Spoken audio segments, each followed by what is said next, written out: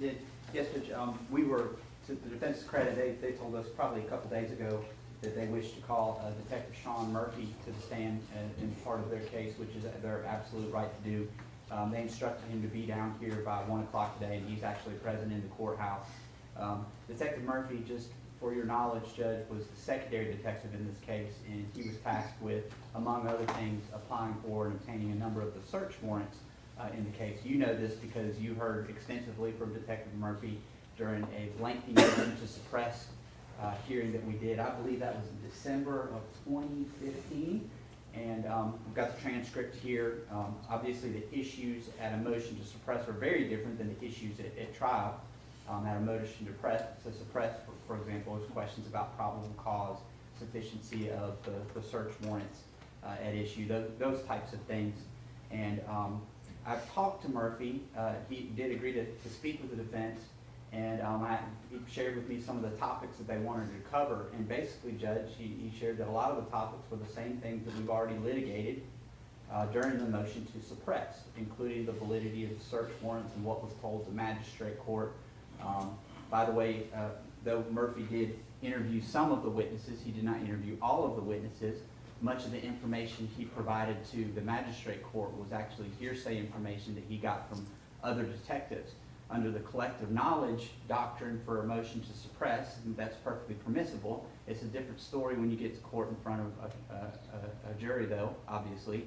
We have rules of evidence that apply and would prevent him from simply regurgitating what all other detectives and other witnesses may have shared with other police officers during the course of the investigation. So, obviously, Detective Murphy can testify about things he actually did and has personal knowledge of if the proper foundation is laid.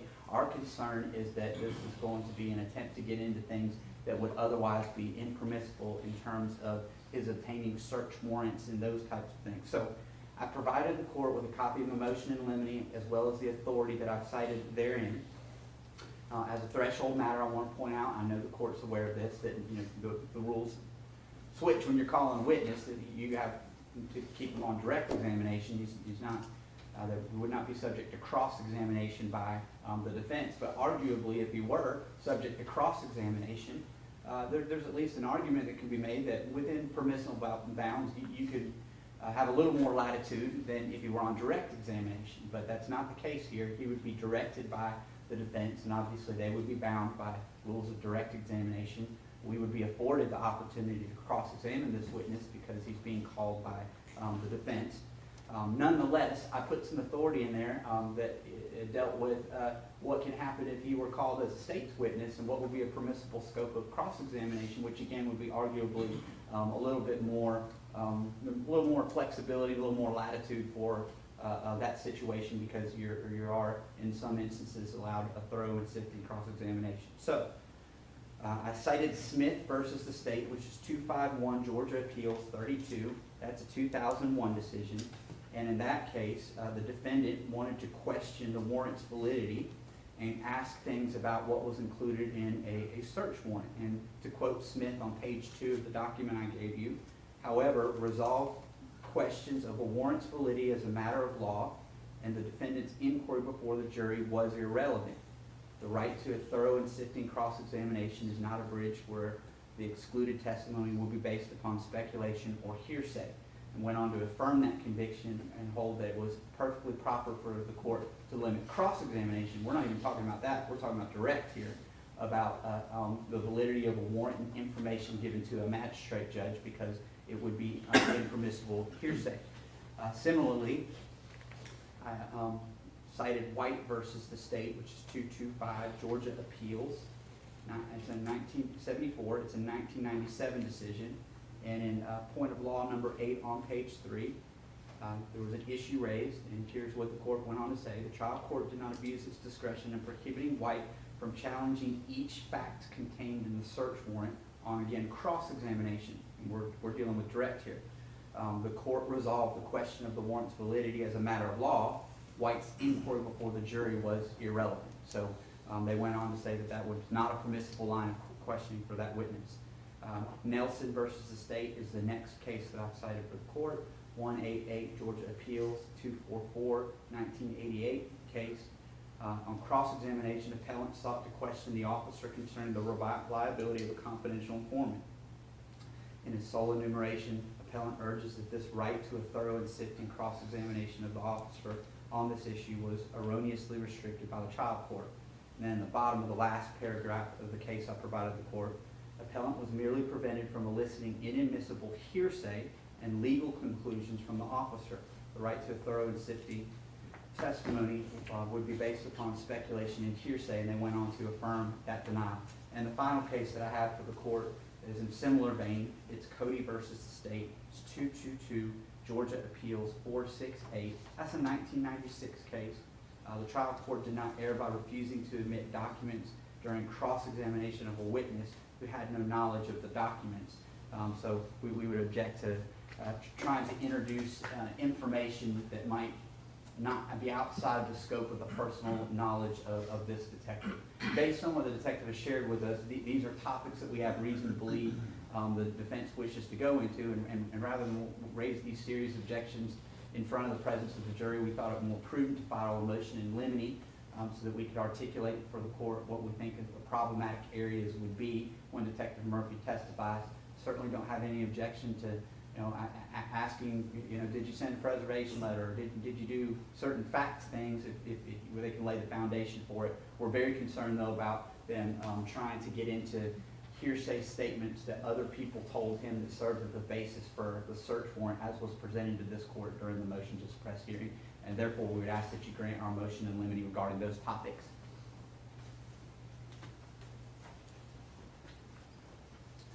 Aaron, thank you so much for giving us the opportunity to review this over the lunch hour before we had to address it with you. And I do appreciate the state's addressing this in this manner, so we're can hopefully have a smooth production of the case. What I will say, first of all, with regards to calling Detective Murphy and allowing us to question him, we do expect the court to follow the rules that are set out by the official code of Georgia, that being 24-6-611, which allows for a party who calls a hostile witness or an adverse party or a witness identified with an adverse party to interrogation be made by leading questions. That allows for the effective and efficient moving of the process. So we believe the court will follow the law of the state of Georgia, and that law is that Detective Murphy, who is a police officer, the Cobb County Police Department, that is the adverse party in this case to the defendant, Mr. Ross Harris. And while I'm hopeful, and I don't anticipate him being hostile, I do think there'll be some questions that'll be more properly put to him in a leading fashion so that we can move forward, which I know the court wants to be able to do. So to the extent that we want to follow the law, we encourage the court to in fact do that. As to the validity of the search warrants, again, we can only thank the court for giving us a very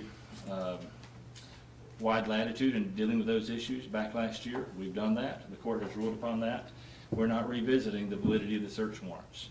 Despite the concern the state may have, that simply is not the point of this jury. We want to stick to the matters before this jury, which are what was the investigation in this case, and in fact, what is the credibility of the officers who are involved in this investigation and what they've been testifying to before them these past several weeks. So to that end, we are not addressing the validity of the search warrants. Certainly Detective Murphy, as the court knows, was greatly involved in obtaining search warrants. That was a large part of what he did. And I do anticipate we'll ask him several questions about things that he did in that regard, both in the preparation, the obtaining, and the execution of those search warrants. I don't believe there's anything whatsoever off limits in that regard. As long as we're not trying to address the probable cause element, we understand. That's a legal issue that's been ruled upon by the court. But as it relates to what he specifically said and told magistrate judges and witnesses and fellow officers, that certainly is not hearsay, it's not inappropriate, does not go to the validity of the search warrants. So to that end, we anticipate following a examination which delves into those particular issues.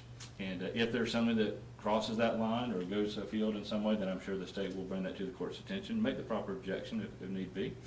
And if we've crossed that line, then the court will certainly shepherd us back into the right place. But as it stands right now, we believe we are, because the defense's case is founded not only in the innocence of Mr. Harris of this charge, but also in the credibility of the officers who are testifying against him and how they've taken this case. This examination will address those specific issues. That's what we want to be able to ask him about. That's what the law allows us a thorough and sifting cross-examination of. And to the extent that anything that might involve what someone else told him, frankly, it's not being offered for the truth of the matter, and I anticipate much of it will not be truthful that may have been provided to him. But nonetheless, our only addressing of any of those issues, in the limited extent we will, is to explain his conduct and what he did in going forward in investigating the case. So for all those reasons, it would not be hearsay, would not be inappropriate, and falls within the rules set out by the state of Georgia. Well, it's two-pronged in its nature, the motion in limine. It says to the first prong, whether the defense, upon calling this witness, has to use a direct examination style, or if they can lead. If you're a witness, you called him, you can't lead. You lay the proper predicate for that to change. You can make, until you have, you can ask to do so, and I'll take argument and decide. But just from the get-go, no, you can't call them and just leave. As to the other issue regarding hearsay and search warrants, do you have a response? I do, Judge. This has already been litigated. The exception that would apply to, whether you can talk about the basis for the search warrant and collective knowledge applies only in the pretrial motions hearing. And I'll point out the case that we cited for the court of note, the defense has cited none, White versus the state, where the court has resolved the question of the warrant's validity as a matter of law. Defendant's inquiry before the jury is irrelevant. And in the similar cases that we talked about, there are issues involving hearsay statements that were told to the detective. That haven't been articulated any exception to those hearsay statements that the detective doesn't have personal knowledge of. Basically, Murphy was sitting at a monitor applying for search warrants on EWI based on what other officers had told him and not his direct investigation of the case. Any of that information that was told to him was hearsay. And they can certainly call those witnesses. They could call a witness who saw or observed things, just as we've done in our case. I have no objection to them calling that person, but to go into statements that he may have heard from other people, it's flatly hearsay, even though it formed the basis of a search warrant. And Judge, that the issue for the issuance of a search warrant, whether it's probable cause, is a very different issue than what you have when you get to trial. And you've already resolved that legal issue about the sufficiency for the basis of the search warrant. Those rules of hearsay are a little bit more lax when you're at the motion to suppress level, because officer conduct is directly relevant to the obtaining of those search warrants and whether or not there's probable cause. But I expect that the testimony from Sean Murphy would be, I didn't participate in the defendant's interview. I don't know what the defendant said. I didn't participate in interviews with Leanna Harris. I didn't participate in interviews with most all of the witnesses in this case. There are some witnesses who have testified, Janie Meadows being one of them, who, maybe they could get to a point where they could lay some sort of foundation for that, but we haven't gotten that point yet. And that's a different story, because if they can lay a proper foundation for those witnesses, then that's fine. But most of the cases for the search warrants that are at issue are statements from other officers who in turn got statements from other witnesses. We're talking hearsay within hearsay, and it would just simply be improper in front of the jury to call a detective who has no personal knowledge about these things and has not interviewed those particular witnesses to ask what he told the magistrate court and what the basis of that was. That's an issue for the motion to suppress, but not an issue for the trial. And you can't just call a witness for the purpose of saying you're incredible. I mean, you can call a witness to say, well, all right, what do you have personal knowledge about? But the law is pretty clear that you just can't call somebody to say, all right, well, I want to call your credibility into issue, so I'm going to call you to the stand and ask about all these things that you heard from other people and relate to a magistrate court. That's not the proper basis for doing that. Those things might be issues that need to be resolved at the motion to suppress hearing, and they were. We litigated that in length. I think it was a 2 or 3 day hearing, as I recall. We called multiple witnesses. If they want to call some of these fact witnesses, we provided our witness list, we've given the supplementals, we've given the recordings of their interview, have no problem with them calling these civilians that may have passed things on to police officers, have no problem with them calling police officers that might have firsthand knowledge about things, but it's merely going into this evidence using Detective Murphy because he happened to be the one that was tasked with getting the search warrants in this case would be entirely improper to do in front of the jury. And we stand by the authority that we've cited for the court. Again, point out the defense has not cited anything.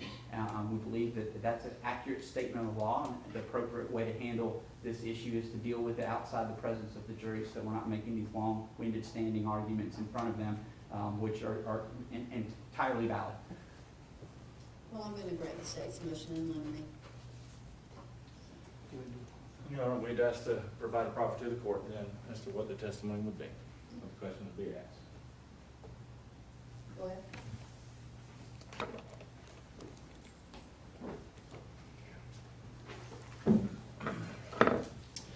We would call Detective Murphy to explain his role as the second detective in this investigation as to how that came to be, how he became in that position, what that position means, what his role is in being second to the lead detective in the case. Oh, that's fine. Well, I've been told I can't. You've granted their motion to preclude me from calling him, so I'm No. proffering what that would be. Excuse me, I did not grant any motion precluding you from calling him. Okay, well, then maybe I'm missing what the court said then. Well, Said? what are we not being allowed to question him about? Going in underneath the search warrant and about hearsay. And I'm not sure what hearsay the state's referring to there. What we anticipate calling him for is to talk about his statements, his specific statements to the magistrate, his specific statements to witnesses. The state has suggested that we were going to try to be getting out other statements of other people. Frankly, I don't know that there are many of those at all outside of a couple of detectives maybe. But our questions would be pertaining to what did you tell the magistrate, and as to explaining his conduct in doing that, if in fact he got information from someone else, or in fact he doesn't even know where he got that information from, that is not hearsay. That is it is being offered to explain his conduct and why he did what he did. So to that end, that's my understanding of what they're suggesting, and so we simply want him to be able to come testify and tell us exactly in his role as the second in command, if you will, as second detective. What was your role? What was your task? What in fact did you do? What in fact did you tell the magistrate? And if in your own personal knowledge, either one, you knew otherwise, or two, you lacked any personal knowledge to be swearing under oath to the truth of these matters, then that goes to this investigation. That goes to, in fact, exactly what he did in his role, and whether or not he was directed to do that by others who were superior to him. Frankly, he could be used to impeach the witnesses that the state has called if they have testified to one thing that is, in fact, not his recollection or his memory of exactly what did occur.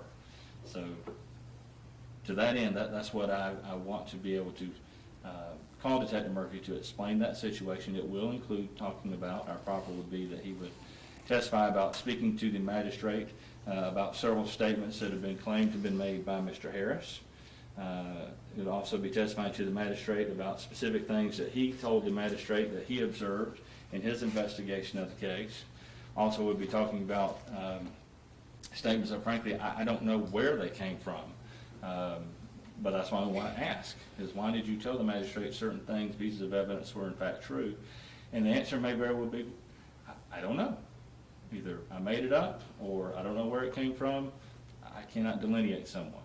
So to that extent, I don't believe that would be hearsay either. Well, I know it wouldn't be hearsay because he's the one who actually stated it. So that's what we want to go into with him. Also, and I think the court's indicating, certainly I can call him to testify about his particular actions in execution of search warrants in this case, and ultimately his signing off on return of search warrants that were issued in the case. Well, I haven't told you what you can ask him about.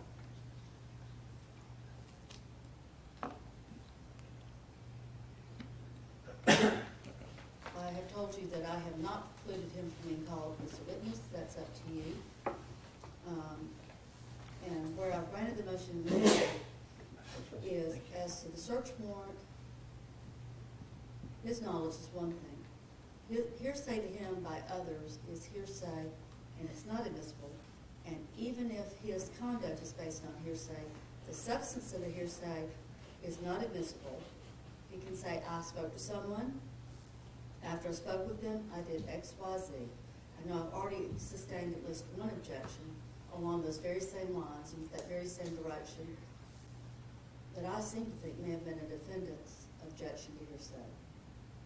And I didn't let the witness go into the content of the hearsay that caused the behavior. So I'm going to be consistent with that ruling. So follow I'm granting the motion in limine, follow it as best you can, object as best you can, send the poor jurors in and out as we need to if it comes to that point. I hope not. Well, if I may, let me offer to the court very specifically some of the information I would solicit from Detective Murphy regarding search warrant information, and the court can advise if that fits within the court's ruling or not. Or I can ask the question when it gets out here. We'll see. I just want to make sure our proffer is very clear as to what, I guess if the court sustains another objection, then we'll put the proffer specifically at that point in time. Well, that's one way you can do it. Or I can do it now. I'm happy to do it right now. Well, so far when you've done it, it hasn't been particularly clear or concise, not to be, I don't mean that rudely. That's just my opinion. I got it. So, it's really your decision. All right. Well, then I'll go ahead and do it now. But I'm not gonna rule on these things in advance. Because my function is not to give opinions. Understand? So that's complicated. I think it's incumbent upon me to make my proffer, to make it very specific. I don't mind you making a proffer.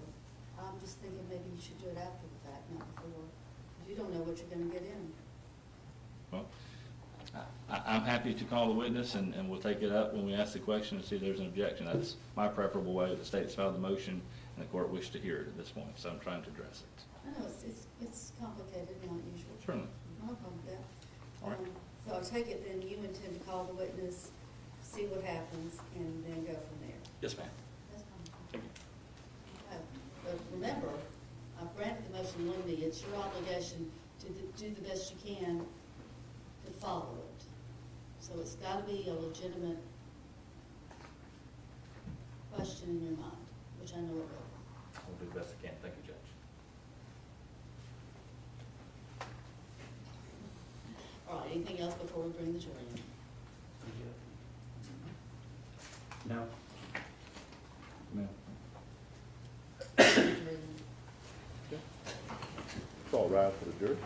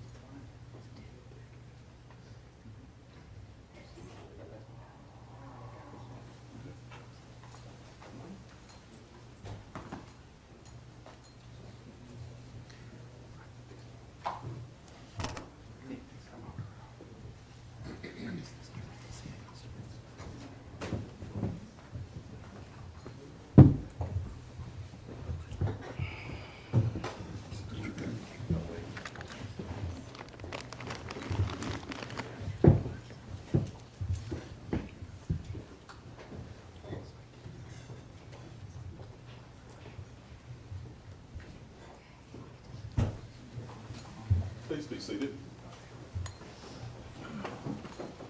All right, we're ready to proceed with the, for the defense.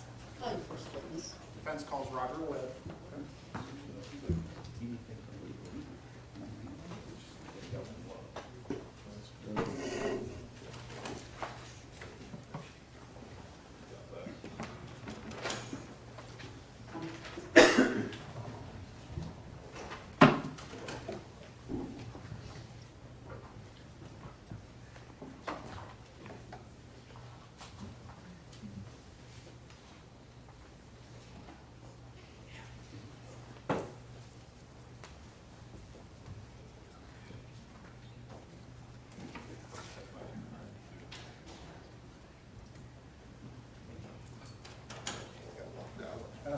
outside the door.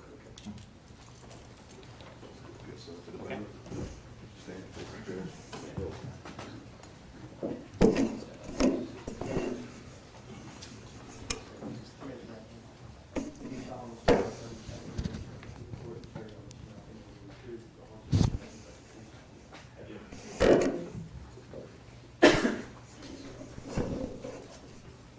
Good afternoon, Mr. Webb. Please state your name and spell it for the court reporter, please. Okay, it's Roger Webb, R-O-G-E-R-W-E-B-B. And Mr. Webb, do you know Ross Harris? I do. Okay. And how did you come to know Ross Harris? I knew him through, I'm a licensed Georgia real estate agent, and he had leased a home that I had had for lease for a client, and then he had reached out to pursue my services for helping him find a house in the Atlanta area. And when did you first help him lease a home? Back in 2012, Okay. And do you know where he was coming from? Alabama. Okay. Was he married at the time? Yes, sir. Okay. Do you know how Mr. Harris found you? Not sure, probably through, a lot of times when you have rental properties and you put them out there through Zillow or Trulia or some of the main sites, I'm sure it was found that way, and I was contacted by Mr. Harris and set up an appointment to meet him back in 2012 to lease the unit. Okay. Now, we've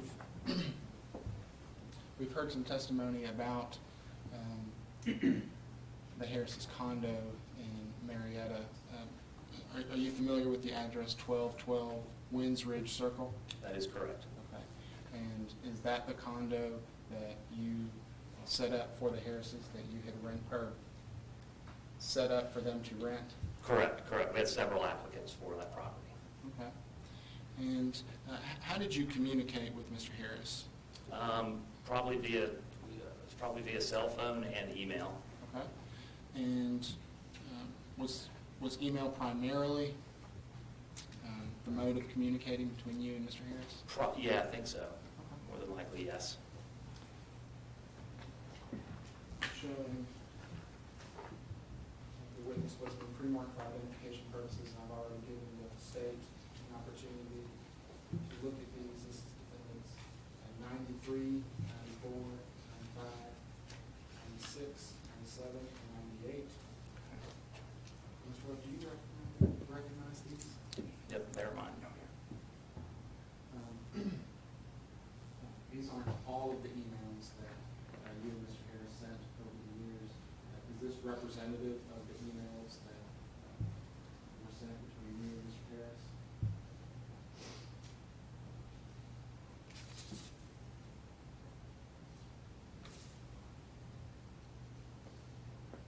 Yes. And are they fair and accurate copies of the emails that were sent between you and Mr. Harris? Yes, sir. I will move defendants 93 through 98. No objection. Admitted. Mr. Webb, we're not going to go through every single one of these emails, but if you'll take a look at the, and I'm sorry, it was 99 included. This last email marked as defendants 99. Is that also a fair and accurate copy of the email that was sent to you on that date and time? Correct. I'll move D99. No objection. Admitted. Mr. Webb, moving to when you helped Mr. Harris and his wife find an apartment for them to move into in March of 2012. Did you know the landlord of this apartment? I did. Okay. And who is that? Joe Saney. Okay. Can you tell us a little bit about your relationship with Joe Sure. Saney? Me and Joe were partners in some Smoothie King franchises early on, and in the 90s, and then we decided to go different paths and sell our stores, and he ventured into insurance, and I ventured into real estate. Now, were you asked at some point in time to represent Ross Harris and his wife Leanna in the home buying process? Yes. Okay. And when was that? That was 2014, I believe, 2013. I'm not clear on the exact email dates there. Okay. And did you meet with Ross and Leanna in February of 2014? I did. And what was the purpose of that meeting? The purpose of the meeting was he wanted to set up a meeting in our office to talk about certain specific areas in Cobb County that were important to him and very specific in his home search and finding homes that were in a good school district. And when he and his wife Leanna came to you in February 2014, what kind of homes were you looking for and where? We were primarily focusing on the Cobb County School District, certain pocket of the East Cobb School District, Pope and Walton High School. They're very well-known schools, excellent test scores. That was very important to him. He relayed that information to me as far as being specific. He wanted to make sure that we were in his budget, and we were trying to figure that out at the time. But the school systems were the main focus point. Now, I want to direct your attention to what's in evidence as Defendant's Exhibit 95. Would you read the email that you sent to Ross and Leanna? The one here on Thursday, January 30th? Yes, please. Okay. Hey, Ross and Leanna, absolutely. Be more than happy to meet and go over everything. Let me know a good time and day next week or whenever, and I will make that happen. I lived my entire life and closed millions of dollars in the East Cobb market area. I know it extremely well. Look forward to hearing back from you. Joe was awesome. He will be happy to know you're leasing for several more months and just put you on a month-to-month basis. Just let me know. Now, where did you meet Ross and Leanna? I met them initially when he wanted to see the condo when he was transferring, I guess reloading from his job, from what I understand, from Alabama with Home Depot. And we met at the condo, and I showed him that condo. And I apologize. I wanted to know where you met with Ross and Leanna in February of 2014. February 2014. I apologize. At our office in Marietta. Okay. Is that typically where you meet clients, at the Marietta office? Correct. Okay. And were they both present? Yes. Okay. Did you know at that time that they had a son? At that time, no. In February of 2014, did you know that they had a son? In February 2014, when we met for the real estate? Right, to start with? Yes. Okay. Yes. And was Cooper present? No. And how long was that meeting? It was a lunchtime meeting, so I'm going to say somewhere between 30 and 45 minutes.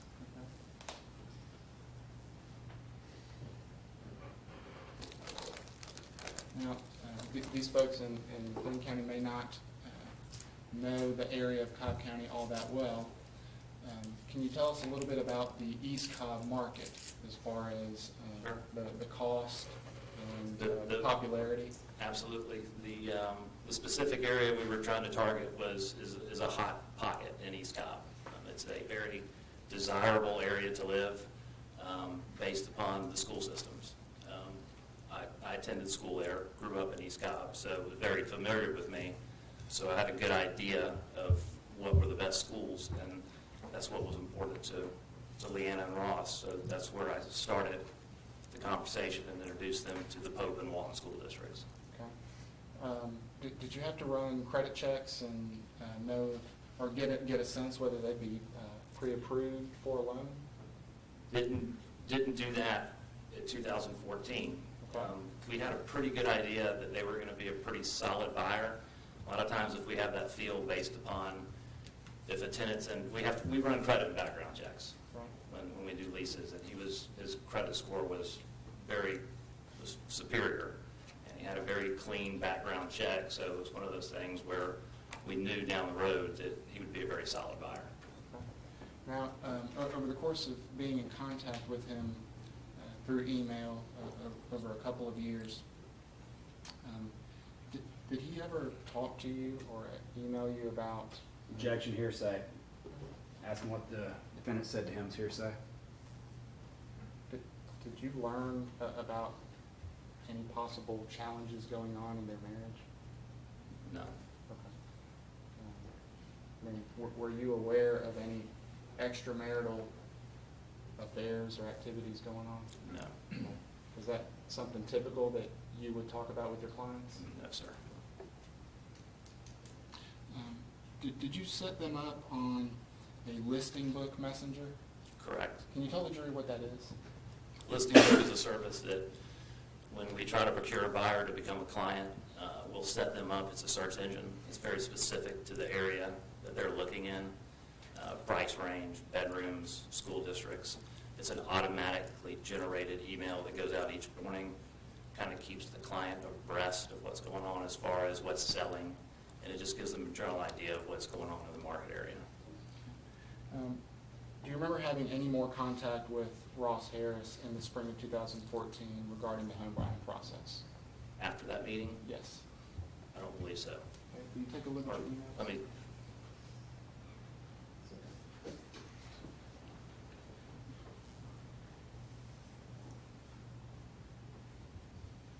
I'm just going to take a look at defendant's 96. okay. Was your meeting with Ross and Leanna the day after that email? Yes. And when was that email sent, that last email? Last email was sent, just confirming our appointment at 1 p.m. on February 25th, 2014, at 11:07 a.m. And what did he say? I said, hey, Ross and Leanna, just confirming our appointment tomorrow at 1 p.m. And what did Ross respond with? Yes, sir. And y'all met the next day? Correct. Okay. Now I'm going to show you defendant's 97. Can you tell us what that is? This is a automatically generated email that goes out from Listing Book that goes into the client's email each morning, keeping them up to date of what houses come to market.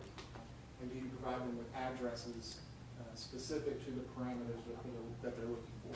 Correct. They get all the details of active, solds, pending homes, just to get a feel of what's going on in the specific area that a client's looking at. Okay. And let me ask you to take a look at defendant's 98. Will you read your email that you sent him on April 1st? Hey, Ross, just dropping you a line to check in with you. Have you seen anything that I have been sending you through Listing Book that interests you at all? Let me know. Be more than happy to set up something for you to see and get a feel of the type of house you would get for that price range. Okay. And what was his response?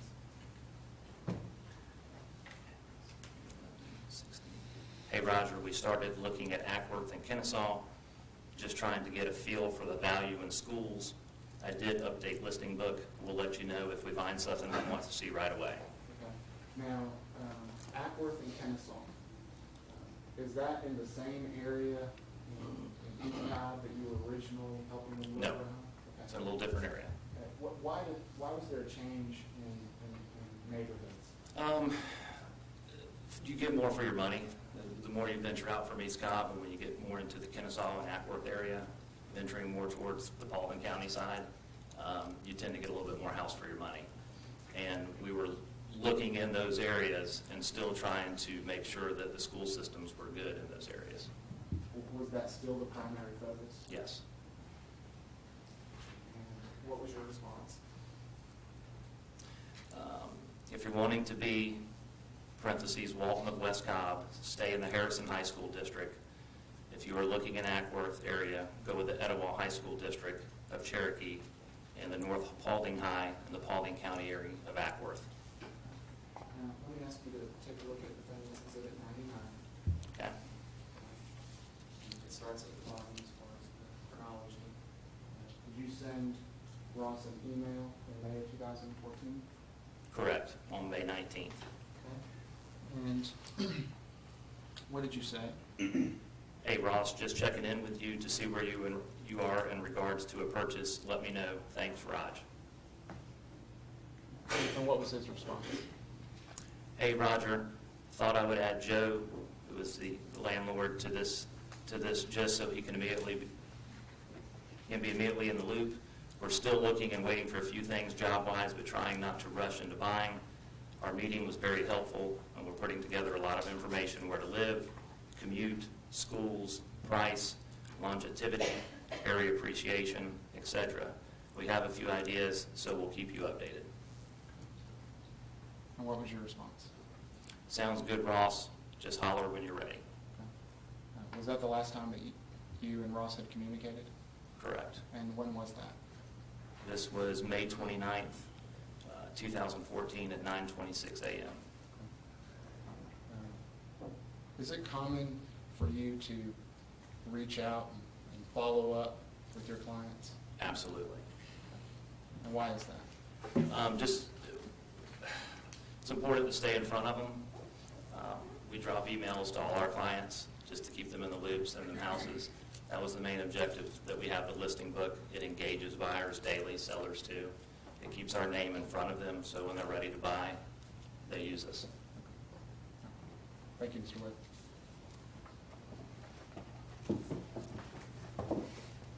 Good afternoon. I think we talked, one of the reasons you want to keep in touch with your clients too, you got to make a living, right? Yes, sir. All right, so it's good for you to stay in touch with them, keep them up to date, so you know if you've got somebody that's really on the cusp of wanting to go buy a home, you can be there for them. And you've got everything that you need and they have everything that they need, correct? Correct. Okay.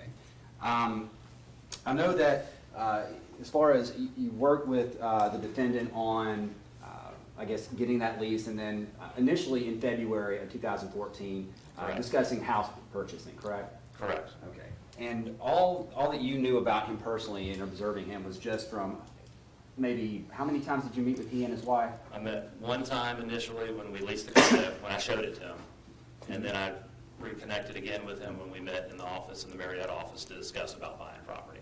So the last time you had any, I guess, face-to-face contact with him would have been February 2014. Yes, sir. And his child, Cooper, was not there at the time, correct? Correct. So basically, everything you knew about him or your perception of him was just based solely upon the way he portrayed himself to you, correct? Sure, absolutely. He, portrayed himself as a buyer.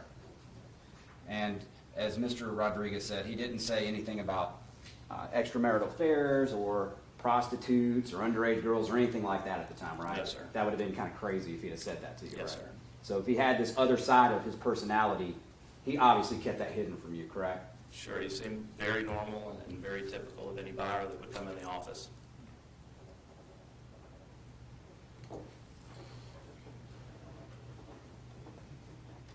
Now, we talked about, Mr. Rodriguez asked a little bit about the Walton and Pope school districts, correct? Correct. And that they're highly sought out in Correct. Cobb County. A lot of people want to live in East Cobb, right? Absolutely. It's pretty much a status symbol, wouldn't you agree? Absolutely, Yeah. based upon the schools. So, exactly. And so, for your perception and status, it's good to say, I live in East Cobb, correct? Correct. Now, as this buying process went along, I guess it appears from what we're saying, or what has been discussed here, that the defendant moved his eye away from East Cobb because it didn't seem like that was going to fit their plans, correct? Correct. So moving from that, I guess, higher status symbol and higher perception, good perception area, he had to move out a little bit further from that area to Ackworth and West Cobb, We were correct? exploring those areas because you can get a little bit more for your money and still stay in a pretty good school district. So basically, for what he wanted to get, it wasn't going to fit in his plans to try to buy an East Cobb, correct? He could, it was just, he was weighing the options of, in that mid 200 range, when you get in the East Cobb area out there, Yeah. you're gonna get a 70s type, maybe a contemporary, something that's maybe not updated. As far as when you push out further, you might get a little bit bigger of a house, you might have a little bit nicer of a house, and, but it was still important. The school system was the main focus of everything. And so moving out further, that also gets you, I guess, further away, you have a further drive, things like that. Would you agree with that? Yeah, sure, yes, depending on where your job's located. Right, right. You stated, we talked about the fact that he got pre-approved and things like that, credit scores and things of that nature. I was never pre-approved. Oh, I'm sorry, I did, I I missed just wanted to correct that, Yes. because sometimes we won't go down that road initially with a buyer, just because if we have a good feel about them, Mhm. based upon what we saw with his background. We didn't want to push that, Mhm. show a couple of houses, then introduce people to the lender. It's not, we didn't want to, we try not to pressure people. Yeah, and it's a lot of paperwork too to go through that process too. Correct. Right? Okay. Did you have any idea that he was actually, I know you checked where they're working, things like that. Were you aware that of any problems he was having at work? Okay. Did you have any idea he was looking for a new job that he didn't actually get in May? No, sir. We talked about you talked about a little bit these listserv emails. Now, so he was basically getting emails maybe every other day or Should have been getting them every day. Every day. Listing book set up to engage the buyer daily. Every morning you open up, it comes to the email, and there'll be a list of houses that, and the buyers can adjust that criteria, specific to them. And when they get it, when they get the email, all they got to do, they click on something if they're interested. Absolutely. Click, open it up, and then everything's there, things that have hit the market recently or things that have sold, so they can get a good idea of what's happening in that particular area that they're searching in. All right, so they see something they're interested in, they can research it further by clicking on it and learning about Absolutely. it. Did he tell you anything that in searching for houses with floor plans that had hidden rooms were important in any way? No, sir. Okay. So if he had searched for floor plans with hidden rooms and things like that, that would have been something that he didn't share with you, correct? Correct. Now, you emailed him in, I think there was some conversation back in January, then you met in February. Correct. And then on April 1st, you followed up with an email, that one of those emails you got up there, just checking in with him because you hadn't heard anything definitive from him about his interest in going to buy a house. Sure. Okay. And when you did check in with him, let me see Yep. which email that is. Their format's a little bit different. Okay. He said, hey, you dropping your line to check in because you hadn't heard anything from him. Obviously, he could have contacted you if he was like, hey, I'm interested, let's move now, right? Yeah, but a lot of buyers, just with the process, email is very, very common, email or Right. texting. And he could have emailed you at any time between then if he found something and he was like, I want to move now. Sure, like if he would have identified something and said, hey, let's go look at something, Okay. we could have got right on it. All right. And you didn't get any email from him up until that point on April 1st when you sent it to him, correct? Correct.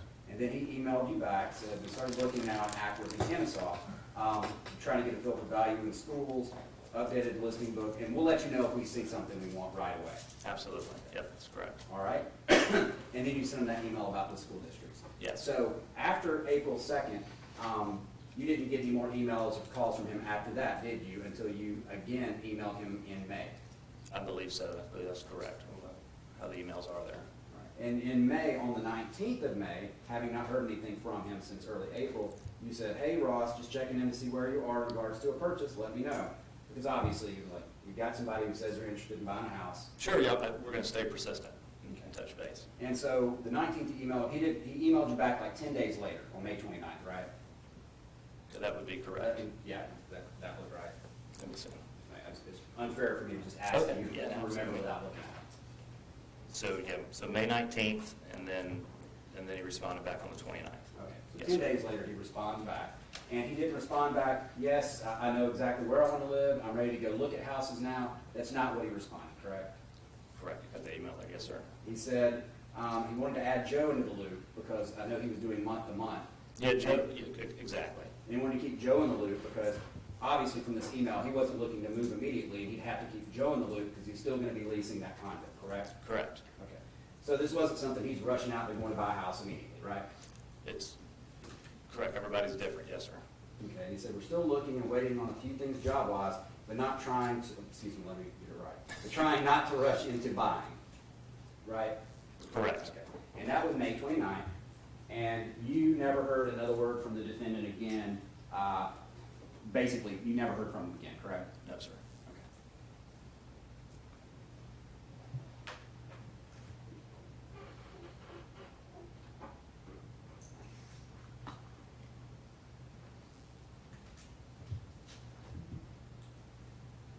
All right, thank you, sir.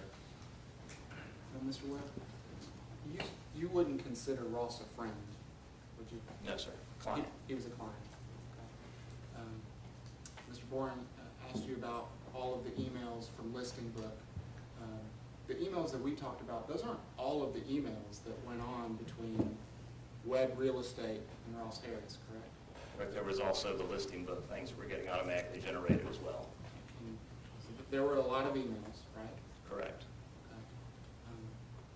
Okay. Did anyone from the Cobb County Police Department ever call you, contact you? During that time? Yes, sir. No. Thanks. Those other emails that go out from your website, can a person purchase a home just by getting that email? Or does he have to actually talk to you and go out and look at a house and buy it? He can't just click on something and go, oh, I bought a house, right? No. He'll click on it, and if it's something that he likes, he'll then contact me to go look at it. All right, thank you. Thank you, Mr. White. Your feedback. Next witness. We call Detective Sean Murphy. Watch this.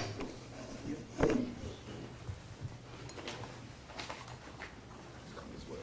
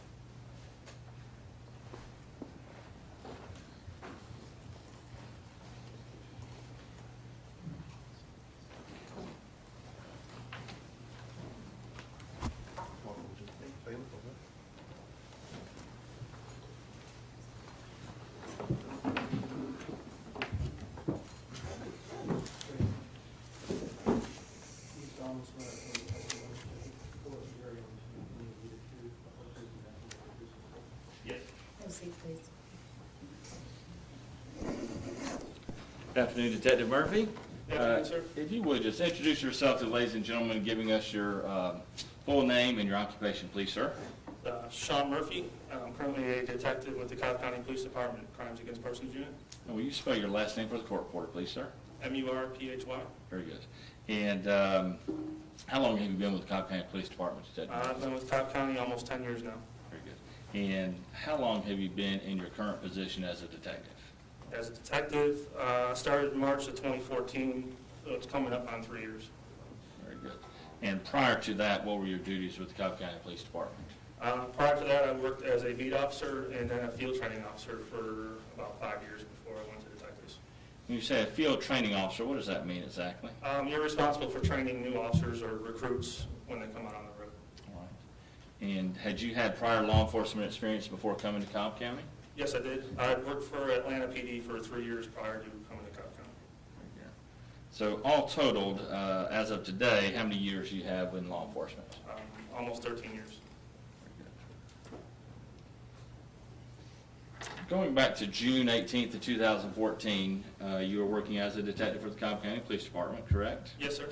And on that occasion, you came to be involved in this case involving the death of Cooper Harris, is that right? Yes, I did. Explain to the ladies and gentlemen how you came to be involved in that. On June 18th, I was actually riding with Detective Stoddard. We were doing a follow-up on a different case, and the call came out regarding the 911 call, and we were notified by supervision regarding the incident, and we had responded to the scene. And when you responded to the scene, was that at the Acres Mill location? Yes, sir. And when you got there, were there other law enforcement officers already on scene? Yes, there were several uniformed officers, and I believe one or two other detectives, but they had arrived right around the same time we were pulling up. And were there some civilians around the area as well? Yes, there were. Very good. And you said you were riding with Detective Stoddard. At some point in time, did you become aware that y'all were going to be assigned this case? Yes. I don't know if it was through the phone or when we arrived on scene, but in the very beginning of the investigation, we were notified that Stoddard was going to be the lead and I would be his second. Generally, I'm sorry, I'll let you ask. Go ahead. Generally, in a homicide investigation, there'll be a lead detective and then there'll be a second detective assigned to assist. And just explain, ladies and gentlemen, when you assist as a second detective, what sort of things might you do? I mean, it depends on the case, but generally, because a lot of these investigations are very involved, You're usually either assisting with interviews or doing court orders or search warrants, that type of thing, which frees up the lead detective to focus on other more main issues with the investigation. And do you continue to work in hand with the lead detective, or do you just kind of send off to do your own thing? Now, for the most part, we work hand in hand. At times during investigation, I'd be assigned to go do a couple interviews or get court orders / search warrants, while Detective Starr would do other things. But for the most part, you're trying to work hand in hand. And do you recall when you first became, you said you weren't sure if it was a phone call or when you got there, was it on June 18th that you were informed that y'all were investigating this as a crime? Yes, it would have been on the way or within minutes of us arriving on the scene that it was decided. All right. And as you got on scene, what did you do first? Well, when I arrived on scene, briefly spoke with some of the officers and other detectives. I figured out who was going to handle it. And from there, I took a quick look at the vehicle and the scene, and was directed to 2 witnesses by one of the officers and interviewed 2 witnesses at the scene. All right. Were these civilian witnesses? Yes, they were. All right. And did you interview any other people there at the scene that evening? At the scene, no. Just once I had spoken to those 2, I was notified by Detective Starr that Mr. Harris was being transported to our office, and so we went up there for the interview. When you got on scene, do you remember seeing Mr. Harris there? I remember he was in a patrol car. I don't know if I really saw him or just was directed to, that's where the car is with the subject inside of it. You did not go and have any conversation with him yourself? No, I did not speak with him. And when you were on the scene and then ended up leaving to go back to the headquarters, how long, do you have any idea how long it was that y'all were on scene? I can't specifically say, probably maybe 30, 45 minutes, if not less. Okay, very good. Certainly, not more than an hour at least. No, we weren't there for an extended period of time. Very good. And you immediately, within an hour, you went back to headquarters where Mr. Harris was being transported, is that right? Yes, sir. All right. And when you got back to headquarters, did you participate in the interview with Mr. Harris? No, sir, I did not. Now, what did you go to do? I was asked by Detective Starr to get a search warrant for his residence. All right. And explain to the ladies and gentlemen, when you go about getting a search warrant, how do you do that? For the way we do a search warrant is you basically have to type up an affidavit, which is your probable cause, describing what you want to search, why, and just laying out the facts to the judge. And then we have, it's called the EWI system, which is kind of like Skype, where you can talk on the computer. So I'll give him all my information with the affidavit. He'll get it, review it, and then he'll contact me through this video conference where I'll speak with him regarding the search warrant. And this system is actually set up in your office in the Cobb County Crimes Against Persons office, correct? Yes, it is. All right. And so it doesn't require you to go to the courthouse. You can just sit there really at a desk in front of a computer doing it. Yes, we have a specific computer where you can do it. It's not you can't just do it at any computer. It's a specific computer for that system. Where is that computer located? It has currently been moved. Okay. Where was it located? At the time, it was, I guess when you, I figure out how to describe it. Basically, we have a bunch of cubicles. Our office is divided into 2, at that time it was divided into 2 sections, robbery and homicide. And the computer was on the homicide side, which had been up against a wall, and our cubicles were kind of behind it going up to the next wall. This area where the homicide detectives are, you mentioned some cubicles. The entire area where all the detectives would be, is it as big as this courtroom? Not necessarily this big, maybe take out some of the back space over there. All right. So if you were in there and needed to talk to one of the other detectives in homicide, you could speak loud enough and they could hear you if they were in there. Yeah, I'd say if you're looking at, the computer would have been right here, and then a row of cubicles and another row of cubicles, and that would be the wall over there. Very good. So you could yell or stand up and try to yell over there's walls with the cubicles, or yell over the walls with the cubicles. And when y'all got back to headquarters, do you remember if there were any other detectives there other than the 2 of y'all? Yes, there were other detectives there. And do you remember who they were, or who you remember seeing at least? I know Detective Waldorf with our children's. He assisted with the interviews. There was another children's, either a supervisor or detective that arrived there. I know Lieutenant Farrell at the time, Captain Farrell now, and Was he there at the headquarters? he had, when we got there, Right. I want to say when we got back, I can't specific, I'm just trying to go through who I remember being there while I'm Absolutely. taking the search warrants. Fair enough. Is that, would you want me to describe that, or? Yeah, Because I couldn't tell you who specifically was there, and then, People are coming and going, obviously, and you can't Yes. account for them, of course. But let's talk specifically about Lieutenant Farrell. Did you remember seeing him on the scene? he was on the scene and eventually came back to the office. Very good. And is his role kind of supervising y'all to make sure you're doing what you need to be doing, or is he just kind of go in his office and leave y'all alone? No, something like that, he's gonna be overseeing it, and Hands-on? I don't know if necessarily hands-on, but he's gonna know what's going on. Fair enough. He's gonna be involved to that extent where he knows who's doing what, and Is he able to give his input to you and Detective Stoddard as far as anything he may want to? yes, he would. Very good. Now, the interview of Mr. Harris, y'all did not transport him to the headquarters, correct? Now, he was transported by a uniformed officer. And were you there when he arrived and was brought to the headquarters? I wanna say he'd arrived before us. Fair enough. And did you ever see him in the interview room? In the beginning, I remember seeing because the way our interviews work, it's video and audio recorded, and we could watch the videos from our desk. Could everybody do that from your desk? All the detectives could, yes. Okay. I mean, necessarily, if they're currently watching it or not, they can. Sure. But I remember looking at it and seeing him in the room prior to the interview, and at that point, I was told to obtain a search warrant and started working on that. Very well. And were you present, were you watching before his interview when he was breaking down very emotionally in that interview room? No, I didn't. That day, I did not see any of the interview. Okay. And were you the person responsible for actually turning on the recording device in that room? I don't believe so, but I can't say for certain if I did or not. How is that done? You would log in, someone would have to log into one of their computers and basically just type some information in for the case and hit the record button for whatever specific room we're going to use. So have you seen the video of the interview itself? Yes, I have. All right. And so having seen that, somebody had to have logged in to start that process, correct? Yes.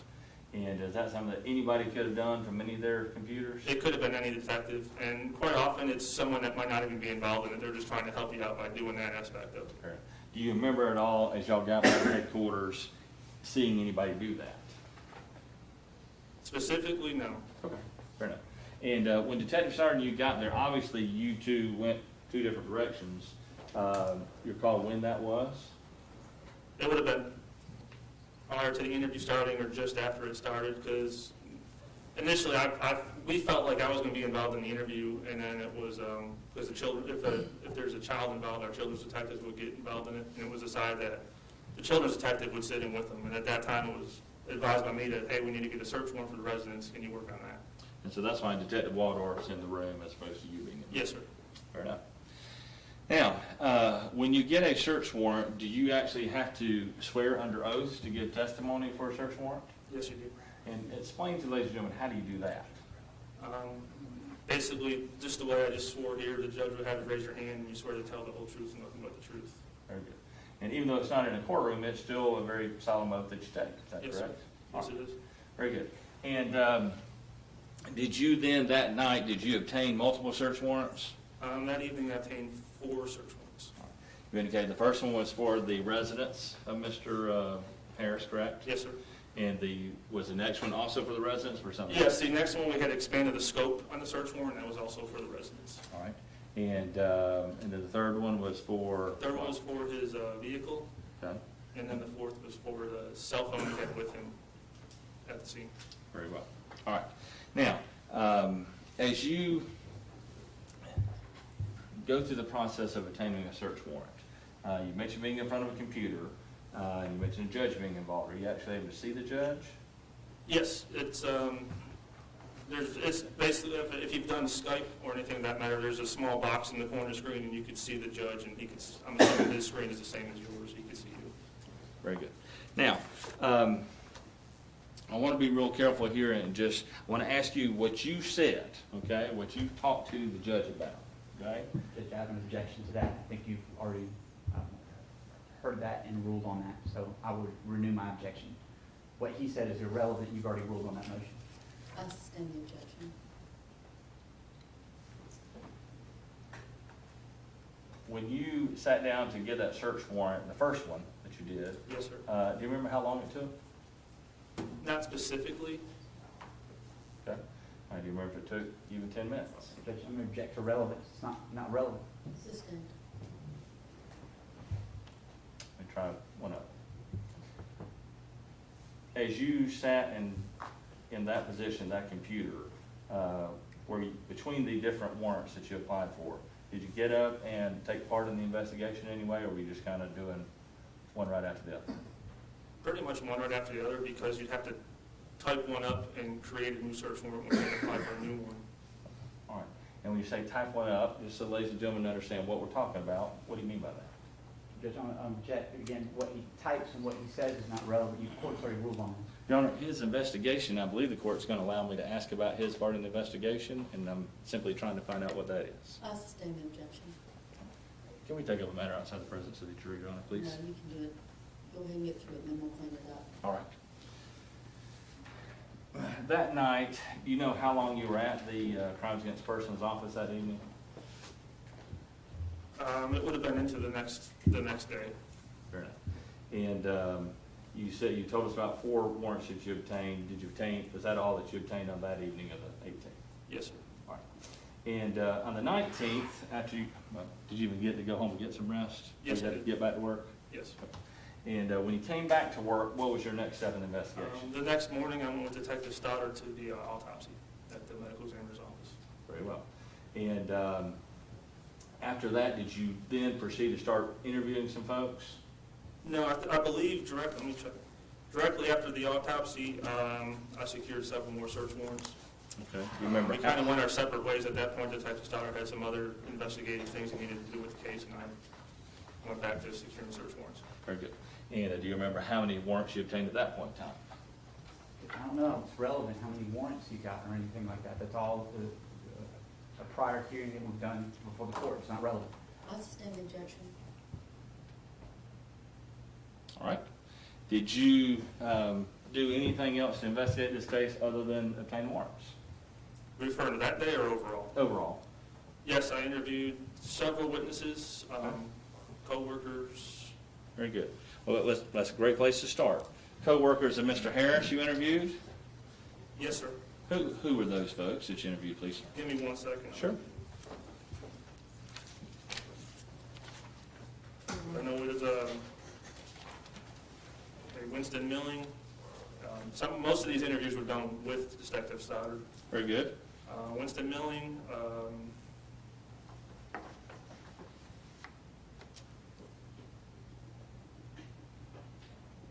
trying to go through my list on this one.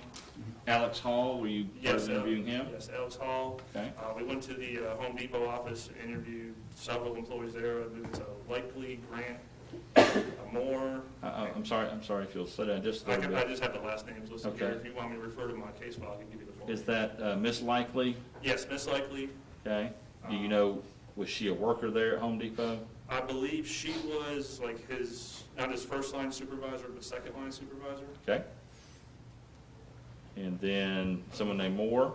Yeah, Mr. Moore, Mr. Grant, you have to apologize for the pronunciation, Saline, Salian, Okay. and Mr. Teen, Etienne. Etienne, maybe? Etienne, yeah. Jelani Etienne? Yes. Excuse me, Etienne. Okay. And these were persons who actually worked around Mr. Harris? Yes, sir. Okay. Did you actually go to their location where they were? Yes, we had gone to the Home Depot office and spoke to several of those. Did you actually see Mr. Harris's work area? Yes. All right. You know, these other folks you spoke with, is this also their work area? Yes, we tried to interview the coworkers that would have been seated directly around him. Very good. And just describe that area a little bit, please, ladies and gentlemen. It's been a while since I've seen it, but it's from what I remember, it's just basically a box cubicle with several desks kind of in a circular around this box cubicle, where you're not basically inside of a wall. You can turn around and see the person. There's very short walls. You can turn around and see the person next to you or behind you. Did you actually see Mr. Harris's cubicle as well? Yes, I did see his cubicle. Do you remember being present or seeing some pictures being taken of that area? I don't recall if I was present or not when that occurred. I don't believe we took any pictures that day, but I can't be for sure.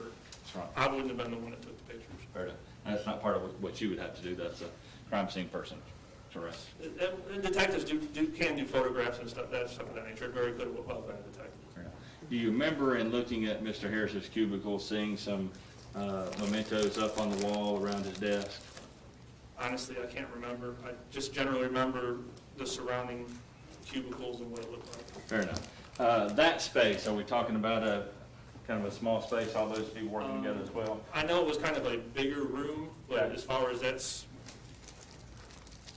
it's hard to describe. Maybe like as far as the courtroom right here, this area would be maybe Well, half or of the that court? Okay. or a third of that. I'm standing maybe 10 feet from you, give or I'd take? say maybe from you to the wall there. Okay, all right. So, Again, and- this has been a while, this is a while ago when I was. I understand. So the number of coworkers you spoke to there was, you gave us several names, but I don't know if we delineated all of them. Those that were in that space, we're talking about 4 to Yes, 6 those were the ones I people? would have spoke to on that particular day that I gave you, besides the first two. Uh-huh, It would have been Wednesday, 6/25/2014. And I believe I spoke to, give me 1 second, it was a phone call. I want to say it's Andre Brown, okay, and I spoke to his direct supervisor, but he doesn't even work in the same building. I believe he's out of state. okay. You mentioned Christiane Likely, Yes, Pramod, Pramod Salian, yes, sir. Jelani Etienne you mentioned, Yes, and all those folks are right there, right in that cubicle area, is that correct? yes, I believe Andre Brown was as well. He was talked over the phone at a later date. Very well. And there was a Regina Mallory, Okay. who flagged down an officer. She worked in the same building. I don't know where her desk was. Could that possibly be Regina Malloy? Or do you It believe could it's? be. I might have the wrong spelling. Okay. All right. And I think you mentioned a Brandon Moore. Yes, sir. All right. And after being there, did y'all take any items from that location, from the workspace? On that first day at least? Nothing that I remember. Fair enough. And were you ever a part of obtaining any other items from the Home Depot, the treehouse area? The treehouse specifically, I don't believe so. I did go there to serve several search warrants. Very good. And so if you went there to serve them, was there just nothing taken from that location that you recall? I believe that mainly it was me handing them to somebody to serve them. And I think on one occasion I did go to pick up a disc. I got you. They were going to be getting stuff together and then providing it back to you Yes. all? I got you. And the Home Depot corporate office, did you ever have any involvement in going over to that location that you recall? Yes, I did. All right. And Mr. Milling and Mr. Hall, is that where you would have interviewed them maybe? I believe Mr.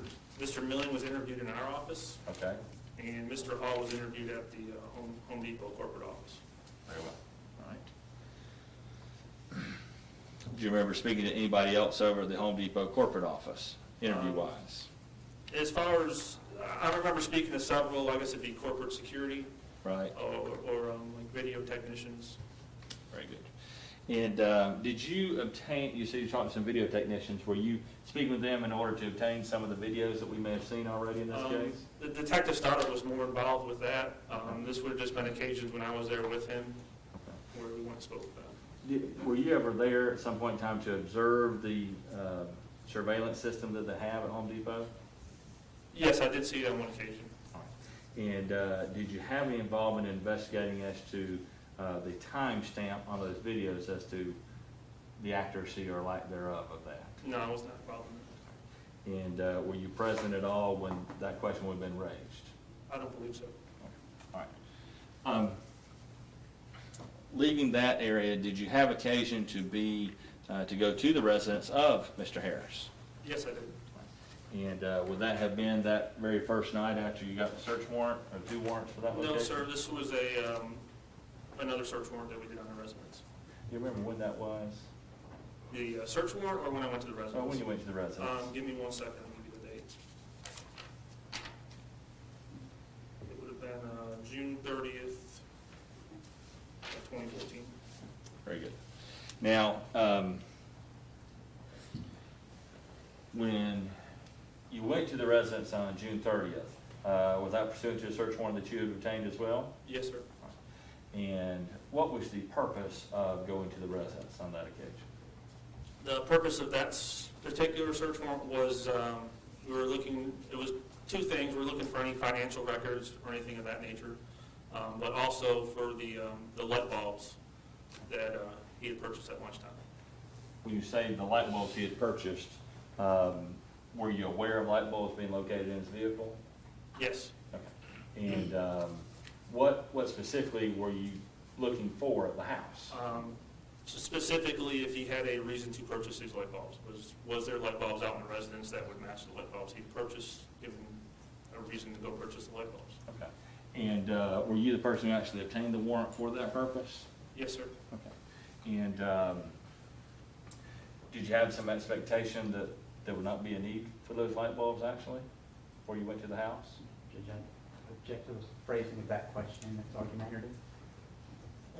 I sustain the objection. I'm sorry? I sustain the objection. Okay. Did you take somebody with you in order to document what you might or might not find at that house? Yes, sir. I took crime scene type shumper, and also when we do a search warrant, we have to have a supervisor present. So Sergeant Knowles went with me as well. Very well. And what did you do as far as looking for light bulbs in that house when you got there? Simply went to each room.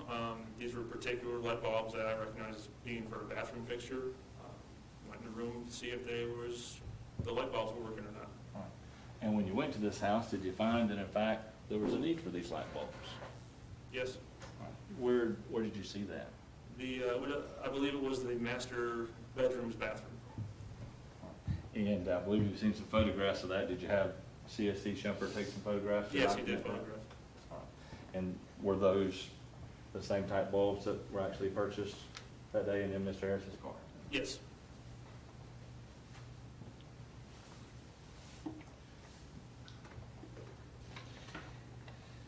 When you were at the Acres Mill initially, I think you said you kind of looked over at the car. Did you actually look into the car at all and look at the car seat? No, I never got close enough. I remember walking up to the vehicle, probably several yards, and jotting down what kind of vehicle it was, tag number, in case we needed it later for a search warrant. I got you. But didn't make any notice of any car seat? No, I remember seeing a car seat, but again, I didn't get very close to the vehicle. Fair enough. And did you, after the car was taken into custody, did you have occasion to see it later? The vehicle? Yes, sir. Yes. I can't specifically say when, but we did have it transported to our Evans garage, and I remember looking at it later. Very good. How about the car seat? Did you ever look at the car seat? Yes, I did. All right. And do you recall at any point in time ever seeing the car seat? Let me show you some photographs first. States 277, 276, and 279. We've already been introduced. Unfortunately, the car seat's not here right now, so having to look at those photographs. Does that appear to depict the car seat that you observed whenever it was you observed it? Yes, sir. All right. And are you able to look at those photographs and tell us which strap the car seat, which hole the car seat straps are set in? It would be the center or middle.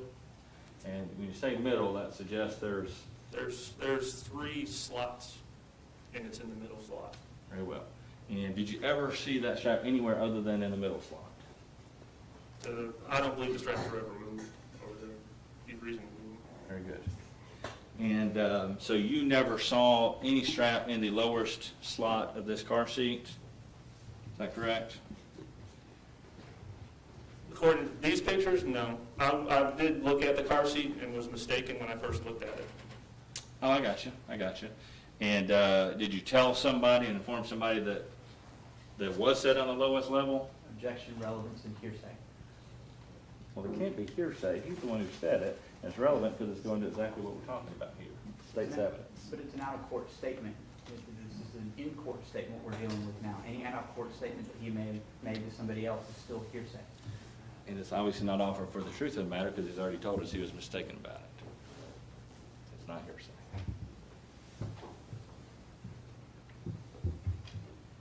Lower objection.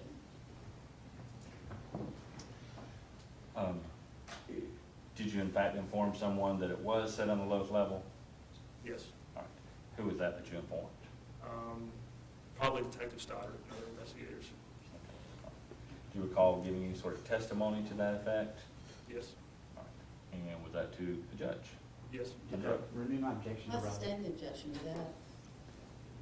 All right. You were mistaken. When did you learn that you were mistaken about that? I can't specifically say when. I believe somebody mentioned it to me, or it was one of the occasions where we were looking at the car seat, I got you. and I then realized that it was not on the lowest level, it was in the middle. All right. Now, as you were going about doing interviews and trying to get information in this case,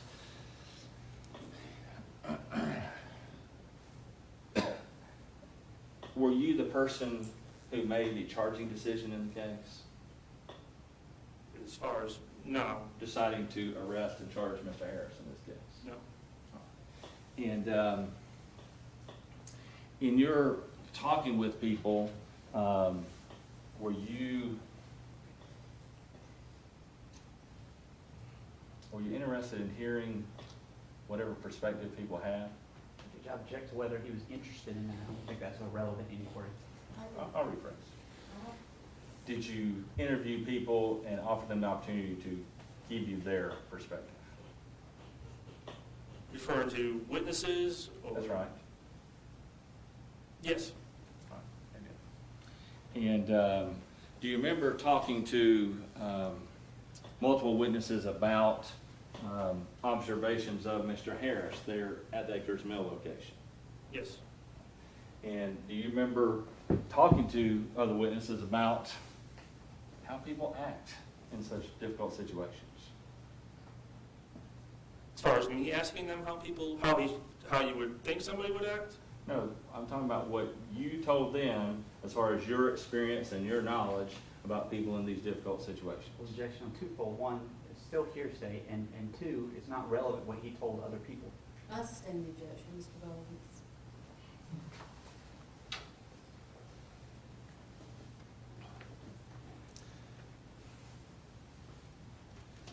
Do you have experience, Detective Murphy, in seeing people in very traumatic situations? Yes, I do. And have you seen people react in all sorts of ways in traumatic situations? Different people react different ways, yes. Okay. And you certainly never had a case like this that involved a child who had died in a car of this nature, correct? No, this would be a first.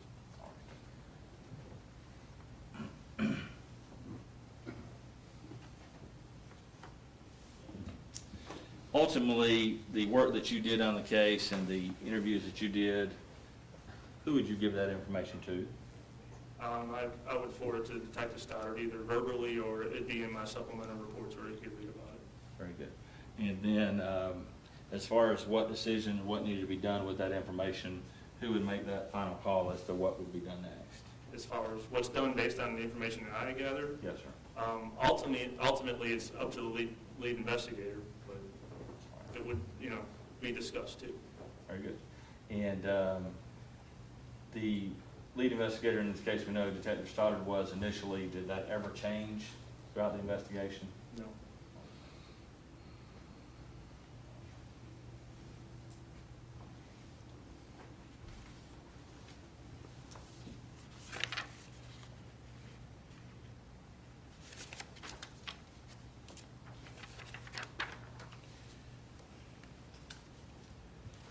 As far as obtaining items of evidence from these search warrants, we know you went to the house. We know you went to the Home Depot. Do you recall any other locations that you went to obtain any items? I believe I went to, I forget the name, I could refer to my case file. That's absolutely fine. Can you be specific?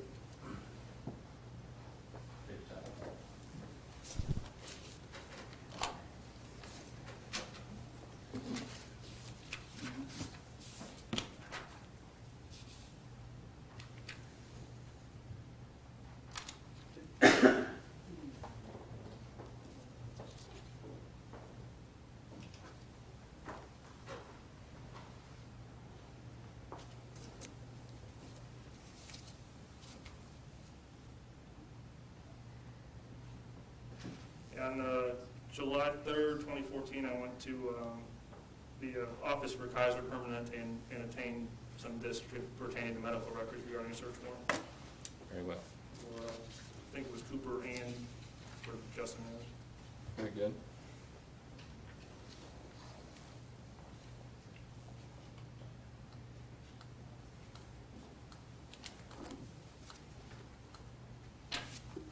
All right.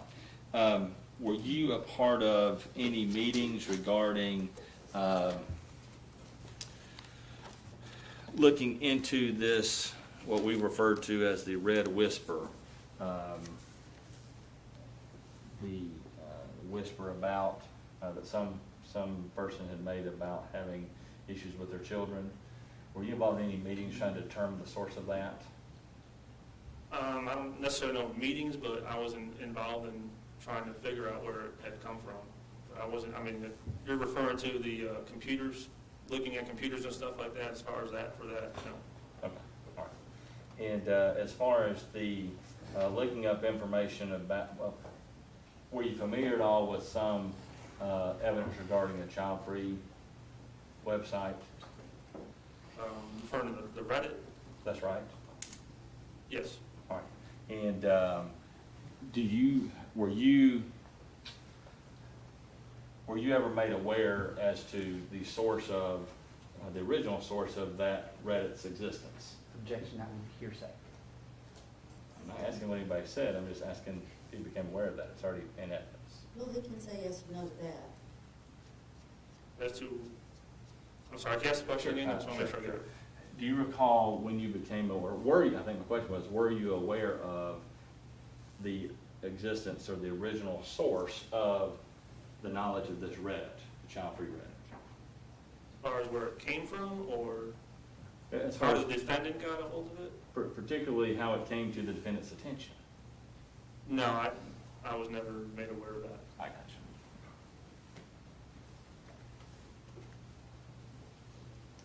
you. And with regards to the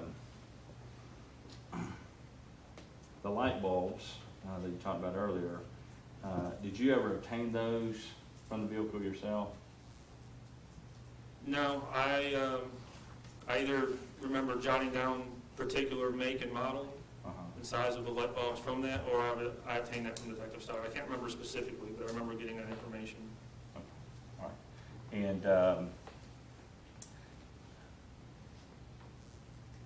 okay. And that's all I have right now. I have a few questions in just a moment.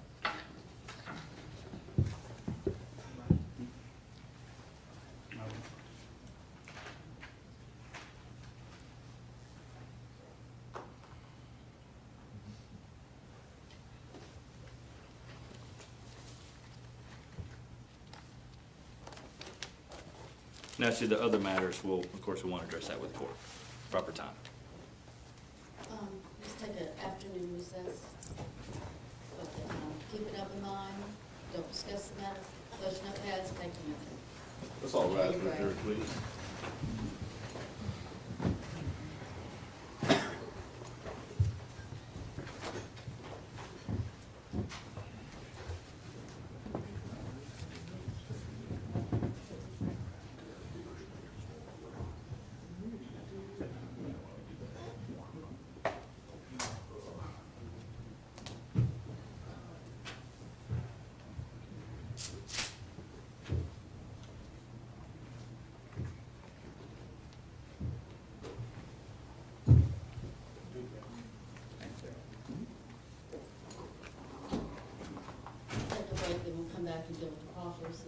issues. Thank you. Okay. You can go upstairs and the restroom. Not to the restroom. I thought that was weird. You can come upstairs with your. But I want you to listen to it.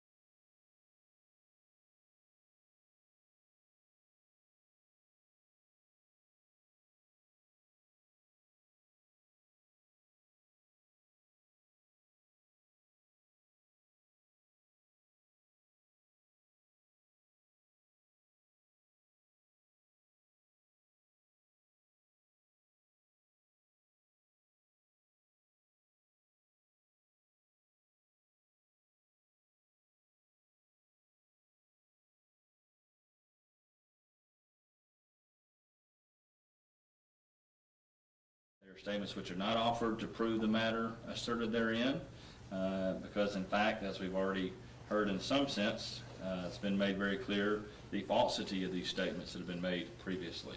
I will, in my proffer, just outline exactly what those statements are and what I wish to be allowed to solicit from this witness.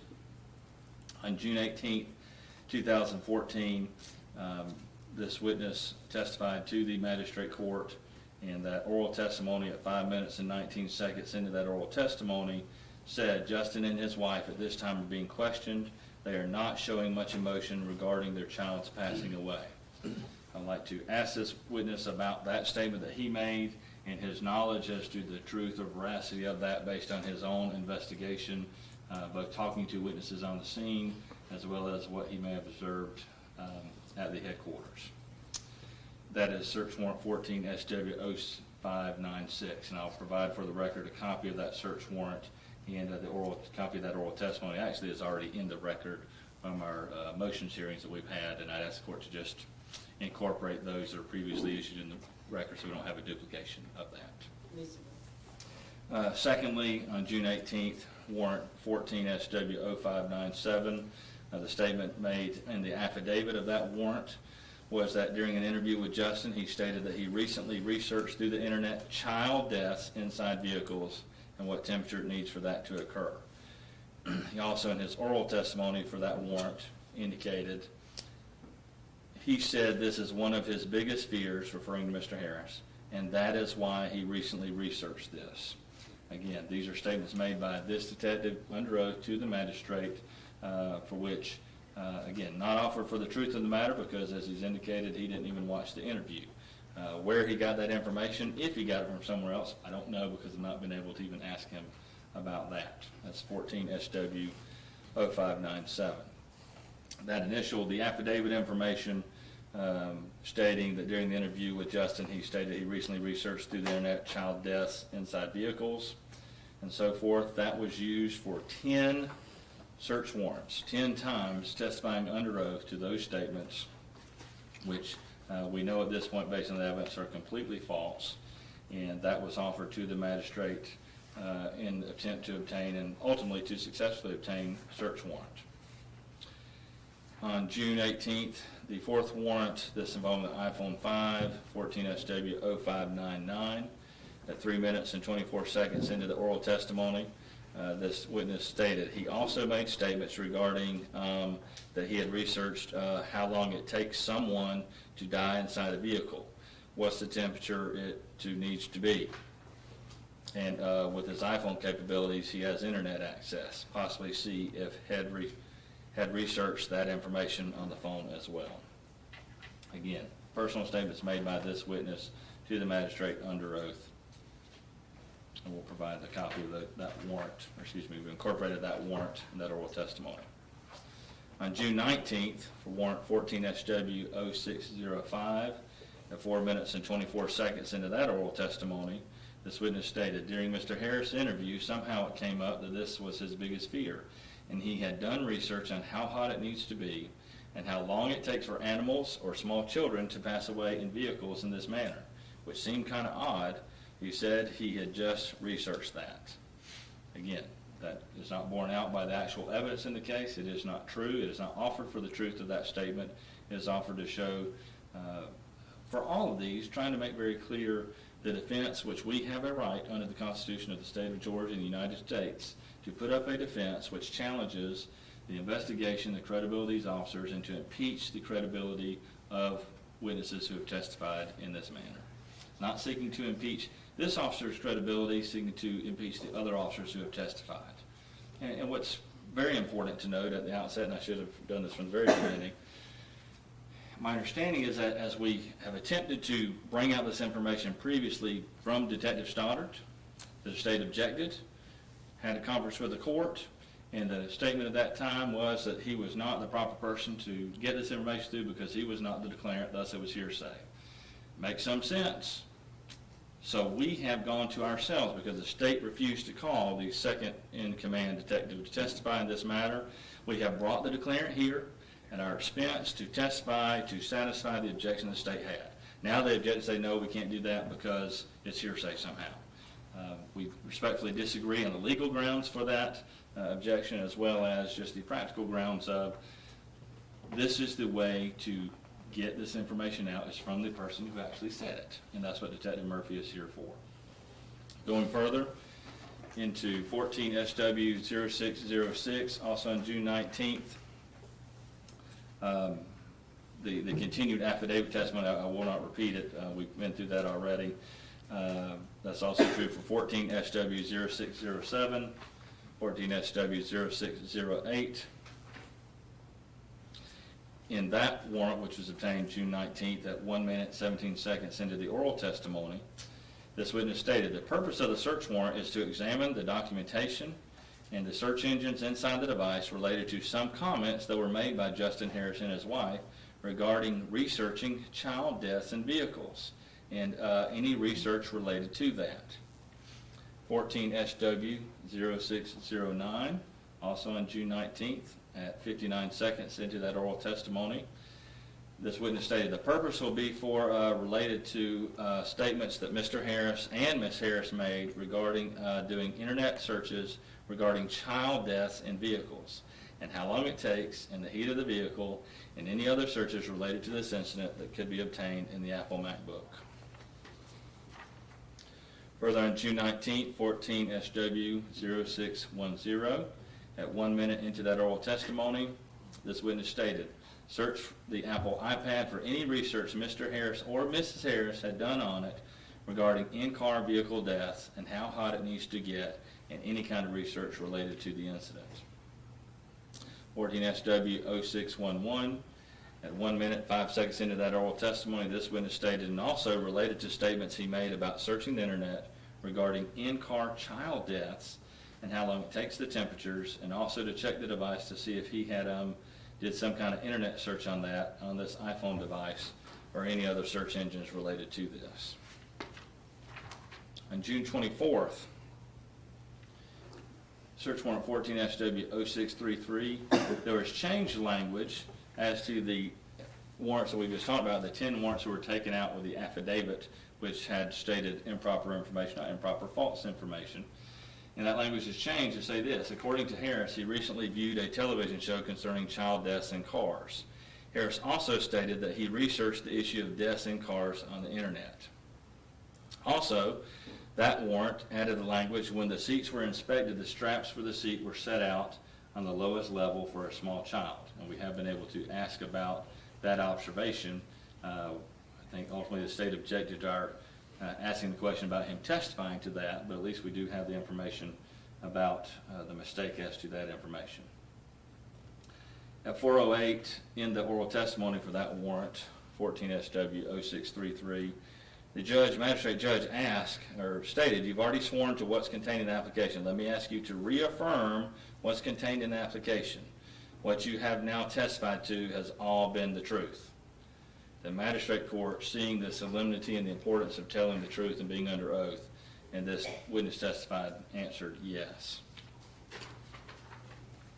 14 SW 0634, also obtained on June 24th, and this is a series of warrants which have been testified to as far as repeating this process, which is interesting in itself, but not the purpose of this proffer.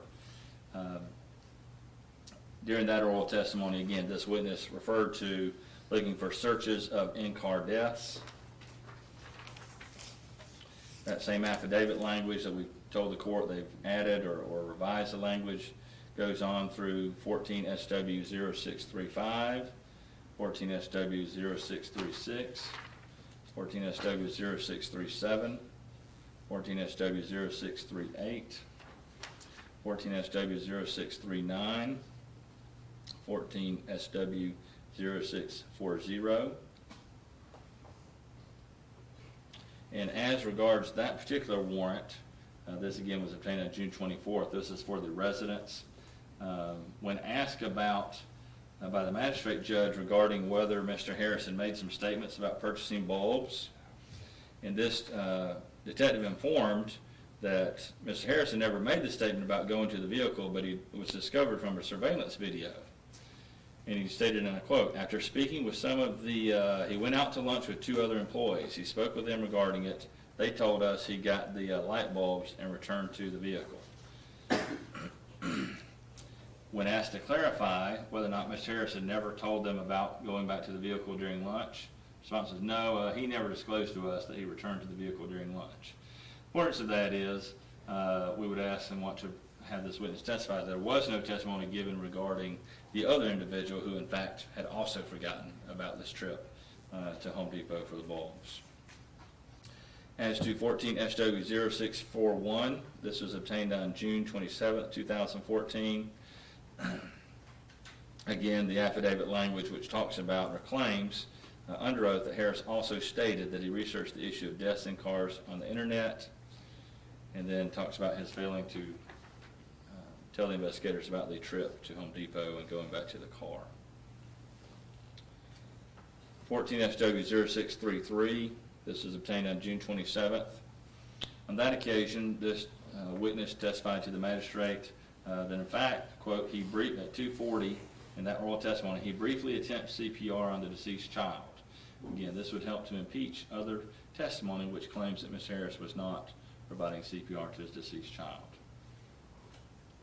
14 SW 0654, also on June 27th, we have the same affidavit language, and that is recounted in the oral testimony.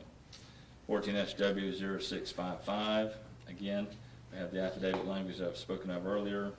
Basically, for the first 10 warrants, they had the same language that we've objected to and want to be able to bring out to this witness. They then took 18 warrants based on revised language, which also had misstatements of the truth in them. That continues to 14 SW 0656, 14 SW 0657, 14 SW 0658,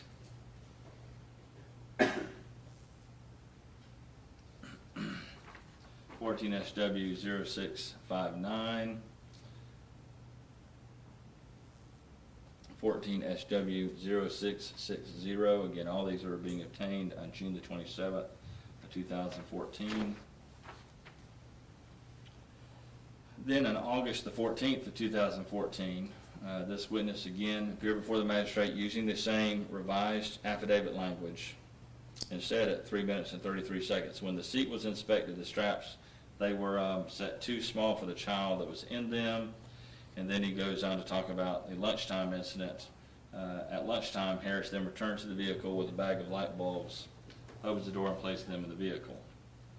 The child is in the vehicle at that time. He does not see the child. This witness testified under oath that Mr. Harris, after they've looked at the surveillance video, he tells the magistrate, Mr. Harris did not see the child. We believe that that statement should be able to be provided to these ladies and gentlemen of the jury that this witness has testified to under oath to a magistrate. At 7:09 of that same oral testimony, the judge asked what they were searching for in trying to search the Lenovo ThinkPad. This witness testified for any type of research on hot car deaths, in-car deaths. And when the judge asked him, well, you're telling me that Harris had during his CAP interview said, he also said he had researched deaths in cars, but he didn't say when? This witness' response was correct. 14 SW 0844, obtained on August 19th, 2014. At this point in time, they removed the language regarding the straps on the seats, presumably because they realized that was wrong, but then added this language. During the investigation, Harris's other work computer, which was issued to him around March 2014, was examined. It goes on to say it was discovered that he went to a Reddit site and visited articles on living child-free. He also watched a YouTube video titled, How Hot Does It Get in a Hot Car?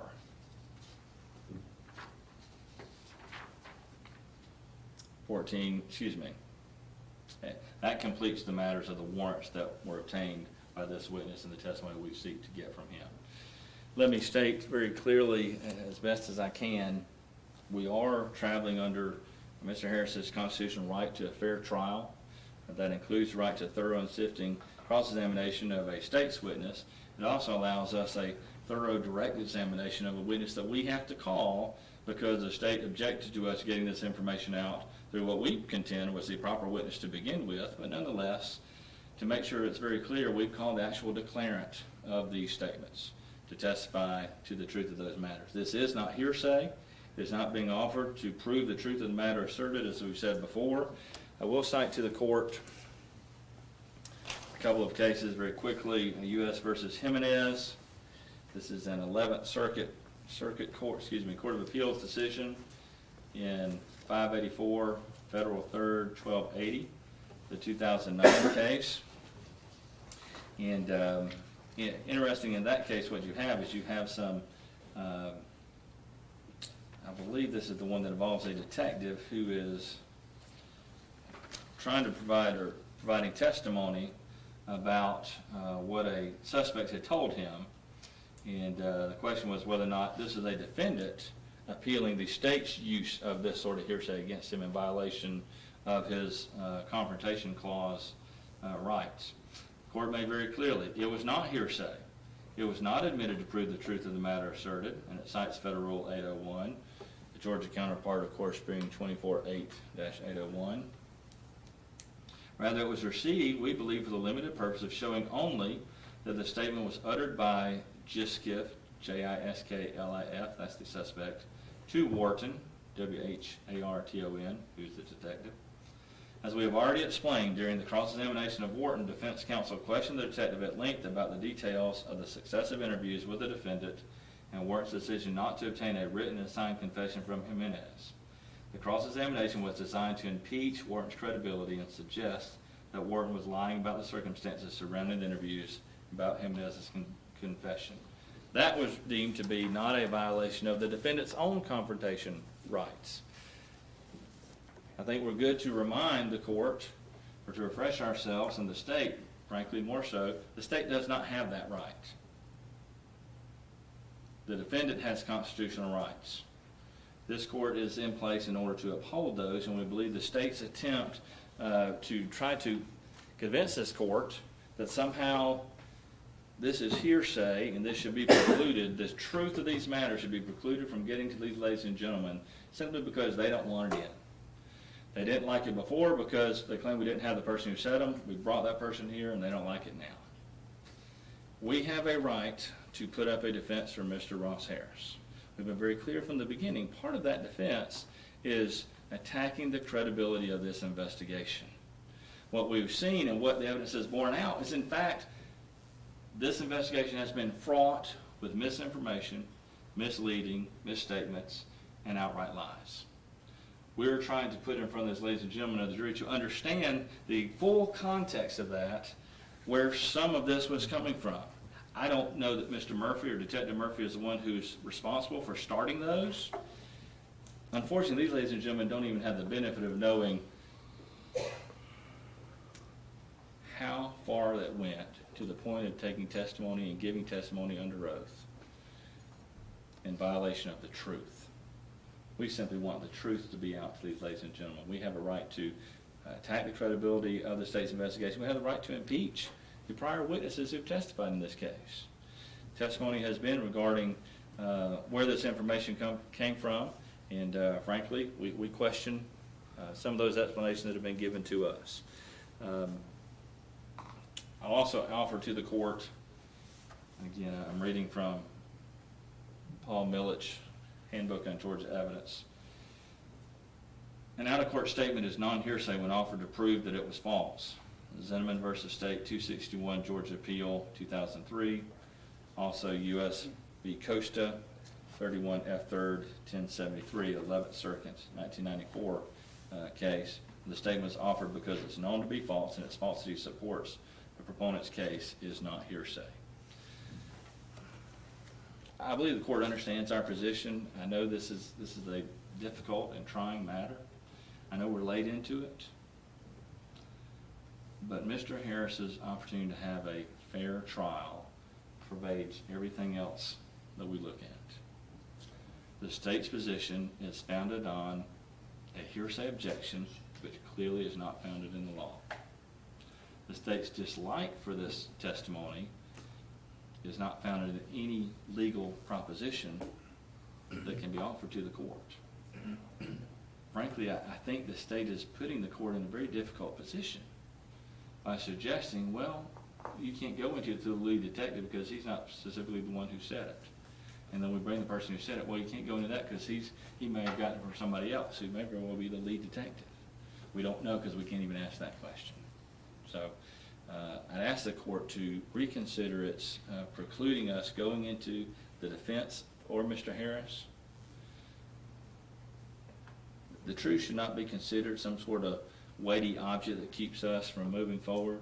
The truth should be what we're giving to these ladies and gentlemen. That's what we're trying to do. The state is obstructing that. We've asked the court to, despite their unwillingness to bring the truth out through this detective in their own case, allow us to be able to bring forth his own statements made under oath, given previously, so that the jury can weigh it all.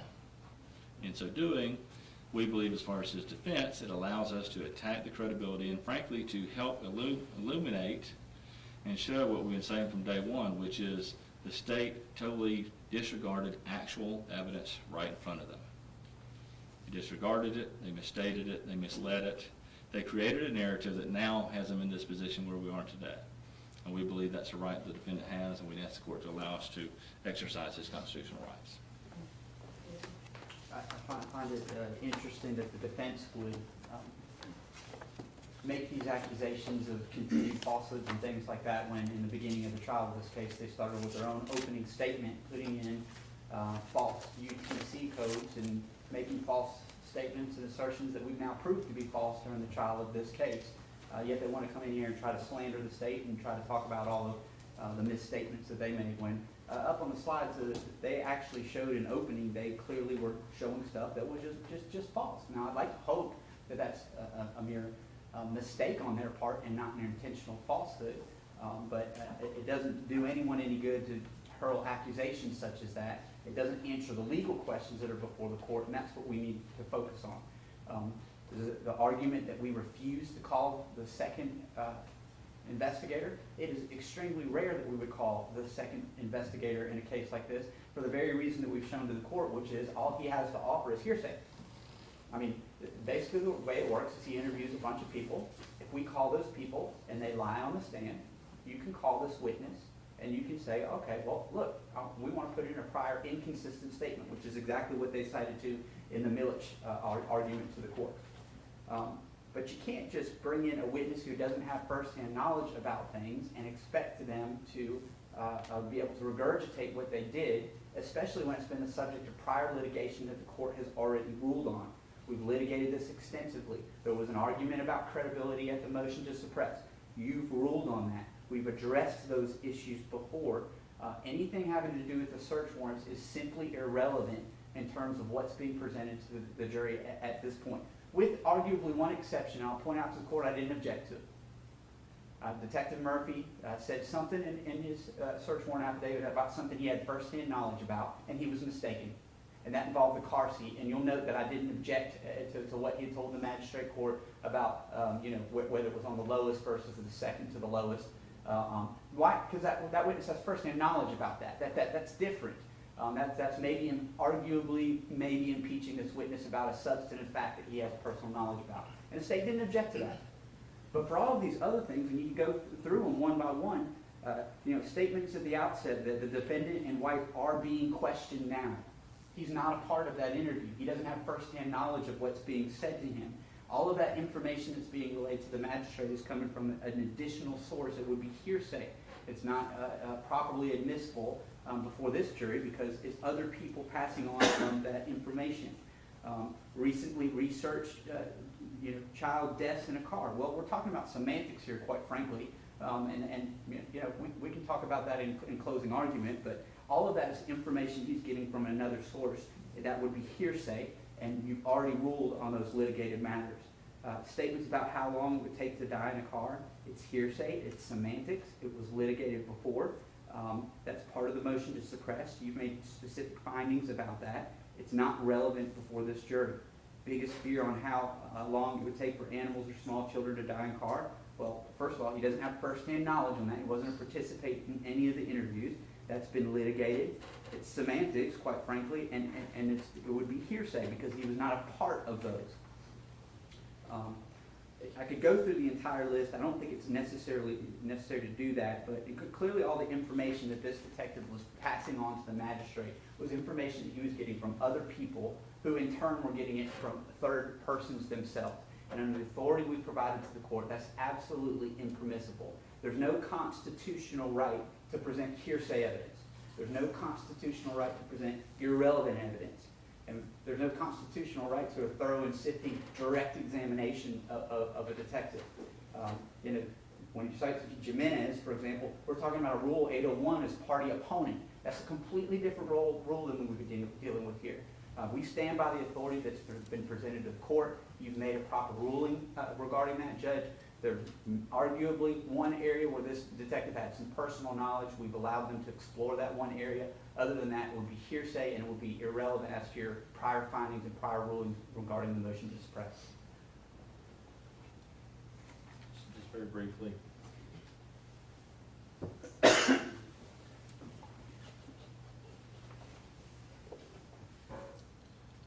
The state wants to argue semantics or say it's semantics. We're simply asking for truth. We want the truth to be able to come out. No matter how you slice it, this is not out of court declarant statements offered for the truth of the matter asserted therein. That's what hearsay is. This is not that. As regards to, I'm not even going to address the opening issue, but the defense right to put forth its defense in accordance with the applicable rules of law. That's what we're all operating under. The applicable rules of law say that we should at least be able to ask this detective, when did you testify to this? Did you have personal information about it? And if not, why did you testify to that? It explains his, even if it were hearsay, it would explain his conduct, but it's not. If it came from someone else, who maybe in fact the other witness who's already testified, then it's offered to impeach that witness who's testified, again, in error. We ask the court to allow it. All right, I stand by my prior ruling. A record has been made by the defense as to its proffer, and we can proceed with the jury in the courtroom for cross-examination.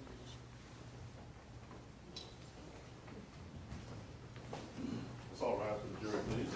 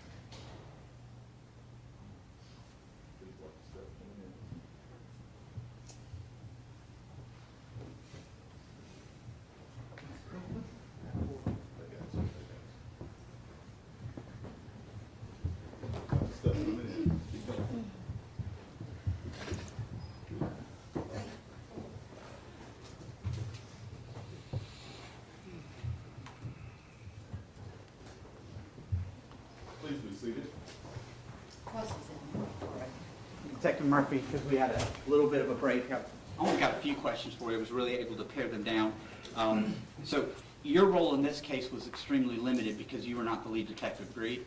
Yes, Okay. You were the secondary detective in this case, which is not uncommon to have a secondary in a case of this magnitude. Is that true? correct.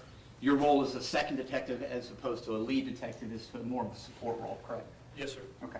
And if the detective needs something for you to go do, then the lead detective delegates that to you. You in turn can either do it yourself or delegate it to someone else. Is that correct? Yes, And of course, whatever you're asked to do, you document that and make it part of your police report so that it can be turned over to the lead detective and ultimately the state and defense, correct? yes, For example, in this case, you didn't interview the defendant. We saw that video. You weren't a part of his actual interview in this case. No, I was not. Okay. Similarly, you didn't interview Leanna Harris. That was not something that you accomplished. No, I did not. Okay. Sometimes the detective who's the lead in the case might ask you to go pick something up like medical records or go, execute a search warrant or something like that so that they can continue on as their role in lead detective, correct? Yes. And that's the support role that you took up in this case. Yes, it is. There's a whole list of individuals that the defense asked you about, individuals that you spoke with. For many of those interviews, Detective Stoddard was actually there present with you, correct? Yes. Okay. And as you're making these interviews, when you're able, do you try to record them? Yes. Okay. And of course, the recordings are made part of your case file, correct? Yes, they are. As part of the recording process, do you also take down that information of those individuals so that if we need to call them during a trial, we can? Yes, I do. Okay. And you make that part of your case file so that either the state or the defense could call any of those people on the list? Yes. And I'm going to object to comments made by the prosecutor. I'll take that up at the proper time. And did you make a list of those individuals, and was that made part of your case file? Yes, I would attach their information to my supplemental reports. Okay. All right. Thank you, Detective.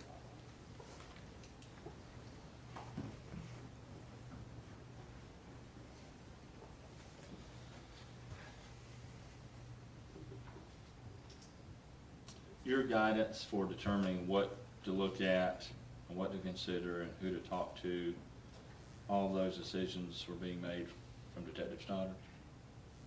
As far as investigation, he had asked me to reach to basically, as far as the witnesses on scene, the uniform officers had a list of people that were witnesses, and that was handed over to me, and I was asked to contact those people and interview them. And you would turn all that over to Detective Stoddard so he could decide what to do?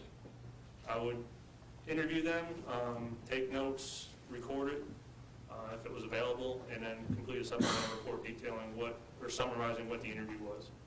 And you would give those to whom? Be turned over to Detective Stoddard in the case. Thank you. No further questions? All right, you can step out. Councilman Bowles?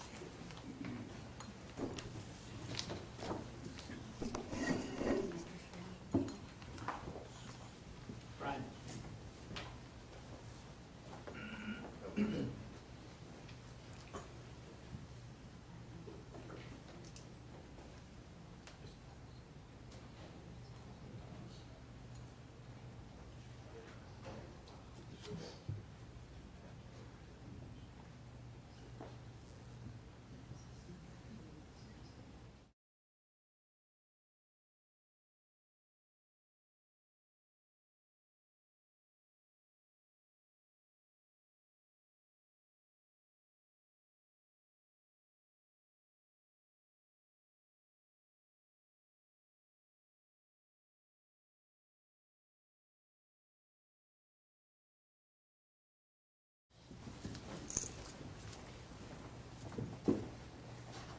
All right, ladies and gentlemen, I've conferred with council, and we have accomplished what is available to be accomplished for the day. Now, just to let you know, organizing and keeping witnesses going all the time is a major event, and it's just really hard to know how long these are going to take. And with the state's witnesses at the beginning, right after the hurricane, now with the defense witnesses, it's hard to know how many people to have here. And we have to bring people out of Atlanta or some other place and house them. And if we went too long and they had other witnesses sitting around in hotels, or in the case of the state situation, there were no hotels, it's all very complicated. So I think under all the circumstances, everyone has done a real, what's the word for it, soldier on, good job in keeping us going, compliment both sides. That said, we have done what we can do today, and we're gonna, it is Friday after all, we sure have worked hard, and so we're gonna stop right now for you all. So, we're in recess, close your notebooks, leave them in the jury room, keep an open mind, and don't discuss the matter with each other, nor with anyone else. Remember your responsibility with your family, your friends, the folks you're going to watch the football game with on Saturday, whichever side you're for. Because I think down here it's a real It's not like at home, but there's a whole lot of issues going on down here as to who you're rooting for. But whoever you're going to enjoy being with, enjoy your time with, let that be the topic of conversation. Nothing to do